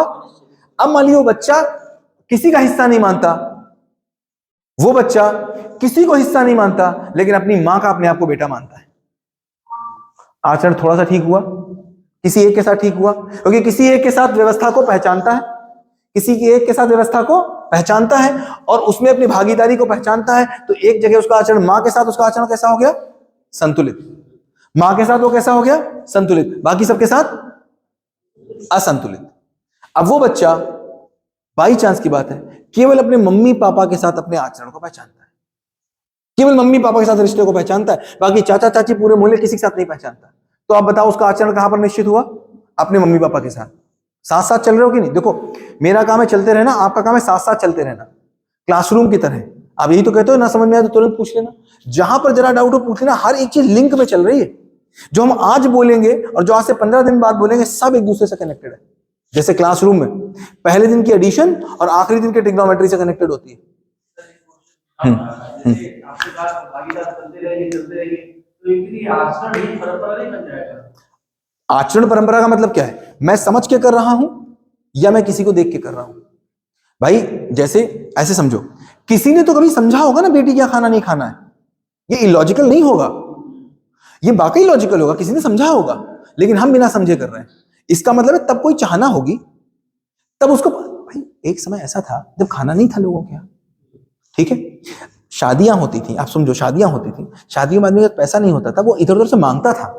गांव की शादियां होती थी, अपने घर में जब मेरे घर में शादी होती थी पूरे मोहल्ले से सब्जी आती थी, तो जनाती बाद में खाते थे। क्या कहते थे? खाना लिमिटेड है, पहले किसको खिला दो? बारातियों को खिला दो, हम लोग बाद में खाएंगे। तो उस समय चाहना थी वो तो पाना थी। आज क्या होती, जनाती पहले खा ले, आज खाने कोई कमी नहीं, लेकिन जनाती ने पहले खा लिया तो क्या हो गया, बारातियों का सम्मान हो गया। ले अब इसको क्या बोलोगे, अंधविश्वास या परंपरा। ना चाहना है ना कुछ पाना है, करना बरकरार है। लेकिन ये पक्की बात है, हमारी परंपरा में जो भी करना है किसी समय चाहना के रूप में वो लॉजिकल रहा होगा, इलॉजिकल कुछ नहीं होगा। ये अलग बात है कि आज हमको पता नहीं है या आज उसकी जरूरत नहीं है, फिर भी हम पकड़े बैठे हैं उसको। ठीक है, बात समझ में आती? परंपरा कहां गलत है, क्योंकि जिस समय बनी होगी उसमें सही होगी वो, जिस समय बनी होगी, जिस समय ये बना होगा वो सही ही होगा। क्योंकि मेरे घर के मुंडन अगर नीमचारण में होते तो एक्चुअली बहुत बड़ा मंदिर मेरे घर के पास में है, लेकिन आज हम मुंबई रहने लग गए। लेकिन अब तुमने क्या बना दिया भाई, तब सबसे भाई साधन नहीं थे, कहां जाते भाई, मेरा घर हरदोई में है, कहां जाते वहां से, तो नैमिषारण्य चले जाते थे। लेकिन अब हम रहते मुंबई में, ऑस्ट्रेलिया में रहते हैं, तब भी हम कहां आ रहे हैं। अब अगर इस बात के लिए आ जाओ कि सब लोग मिल जाएंगे तो ठीक बात है, लेकिन अब कोई यहां है भी नहीं, लेकिन फिर भी मैं आ रहा हूं। क्यों आ रहा हूं, क्योंकि नैमिषारण्य में होते हैं। बात समझ में आ रही? तो अब चाहना नहीं पता, पाना नहीं पता, केवल करना पता है। जब तक चाहना पता थी, क्योंकि जितने भी हमारे आज की डेट में परंपरा है किसी समय वो लॉजिकल ही थे, क्योंकि परंपरा देश काल परिस्थिति के हिसाब से बनती है। आपने परंपरा बनाई अगर आज कि 2 घंटे शाम को पढ़ना है, बोर्ड का एग्जाम आ रहा है, देश काल परिस्थिति है, बना लिया, जिंदगी भर थोड़ी ना चलेगी। बात समझ में? लेकिन मानने वाले आदमी ने क्या किया, डर, अब जिसने बनाई थी अगर उसके पास समझ थी भी तो हो सकता समझने वाले लोग ना हो, क्योंकि आप सोचो ना, आज से 2000 साल पहले की परंपरा है, तब पढ़े लिखा आदमी कहां था, हो सकता तब डंडे से ही चलता हो। तो उसने उसको किसके साथ जोड़ा, डर, आस्था और प्रलोभन के साथ ढूंढा। तो डर, आस्था, प्रलोभन हो सकता है उस समय की नीड हो। तो इसको गलती सही रूप में नहीं देखेंगे, इसको इवोल्यूशन के रूप में देखेंगे कि वो इवोल्यूशन का पार्ट है। आज मेरे पास साइंस आ गई, आज अगर आप स्कूल में रोबोटिक्स पढ़ा रहे हो तो आप अपराध कर रहे हो। आज अगर आप स्कूल में उसको साइंस पढ़ा रहे हो, अपराध करो, पढ़ाना बंद कर दो। क्यों? क्योंकि पढ़ के वो आपसे क्वेश्चन पूछेगा, या तो पूरी समझ ले लो तब पढ़ाओ। बात समझ में आती? तो हम लोग किस बात पे आ रहे हैं कि एक बच्चा, हम आपको केवल एनालॉजी से सिखा रहे हैं कि कैसे देखो व्यवस्था बढ़ रही है। तो हमने क्या देखा, एक बच्चा जो किसी को नहीं मानता, इसका मतलब अपने आप को किसी व्यवस्था का हिस्सा नहीं मानता, तो उसकी कोई भागीदारी नहीं, कोई आचरण नहीं। उसने केवल एक छोटी सी व्यवस्था का अपने आप को हिस्सा माना, किसका, अपनी मम्मी का। तो मम्मी के साथ उसकी भागीदारी निश्चित हो गई कि नहीं हो गई? मम्मी के सामने आया तो स्वयं में व्यवस्थित हो गया कि नहीं हो गया? बाकी सबके सामने नहीं। तो मतलब उसका आचरण उससे बड़ी व्यवस्था में तय हो रहा है। उसने पापा मम्मी का अपना हिस्सा मान लिया तो वहां तय हो गया। अब एक बच्चे ने अपने आप को परिवार का हिस्सा मान लिया, पूरे परिवार का, तो मोहल्ले में चोरी कर लेगा, घर में नहीं करेगा, उससे बड़ी व्यवस्था का उसने भागीदारी मान ली। एक बच्चे ने अपने मोहल्ले का अपने आप को बेटा मान लिया, अब वो दूसरे मोहल्ले में करेगा, अपने मोहल्ले में नहीं करेगा, उसका आचरण उससे बड़ी व्यवस्था में तय हो रहा है। एक बच्चे ने अपने शहर को अपना बेटा मान लिया, अब उस शहर में नहीं करेगा, पड़ोसी के शहर में करेगा। एक ने अपने राज्य को मान लिया, एक ने अपने देश को मान लिया, एक ने पूरे अस्तित्व को मान लिया। बात समझ में आती? इसका मतलब है जितनी बड़ी व्यवस्था के तुम पार्ट हो उतने ज्यादा तुम। अब मुझे बताओ, तुम्हें मानना है कि तुम हो ही इस पूरे अस्तित्व की किसी व्यवस्था का पार्ट? मानना है कि हो ही? वो बच्चा उस घर की व्यवस्था का पार्ट है ही, ये उसको मानना है कि जानना है? हम अपने शहर की व्यवस्था का हिस्सा हैं, ये मानना है कि जानना है? हम इस पूरे अस्तित्व की व्यवस्था का हिस्सा हैं, ये मानना है कि जानना है? तो इसका मतलब क्या निकल के आया? इसका मतलब केवल एक बात निकल के आया कि जब तक मुझे ये 3 प्रश्नों के उत्तर नहीं हैं तब तक कोई बात नहीं बनती। क्या 3 प्रश्न? यही 3 प्रश्न हैं, यही 3 वास्तविकताएं। पहली वास्तविकता क्या मुझे दिखती है? पहली वास्तविकता जब मैं दिखती है तो मुझे क्या दिखती है? मैं हूं। क्या दिखती है? मैं हूं, मुझे पहली चीज दिखती। दूसरी चीज मुझे क्या दिखती है? मैं हूं तो मेरे इधर उधर एक संसार भी है, दिखता है? दिखता है मुझे संसार है। फिर मुझे दिखता है कि मैं हूं, मैं संसार में हूं तो मुझे कुछ करना है। ये 3 चीजें वास्तविकताएं दिखती, इनसे कुछ अलग हो सकता है क्या? चौथी कोई चीज दिखती है क्या हमको? या तो मुझे मैं दिखता हूं, या तो मुझे पूरा संसार दिखता है, या तो मुझे क्या करना दिखता है। इसका मतलब 3 वास्तविकताएं हैं इस दुनिया में, तो 3 ही मूल प्रश्न हैं। अस्तित्व क्या है,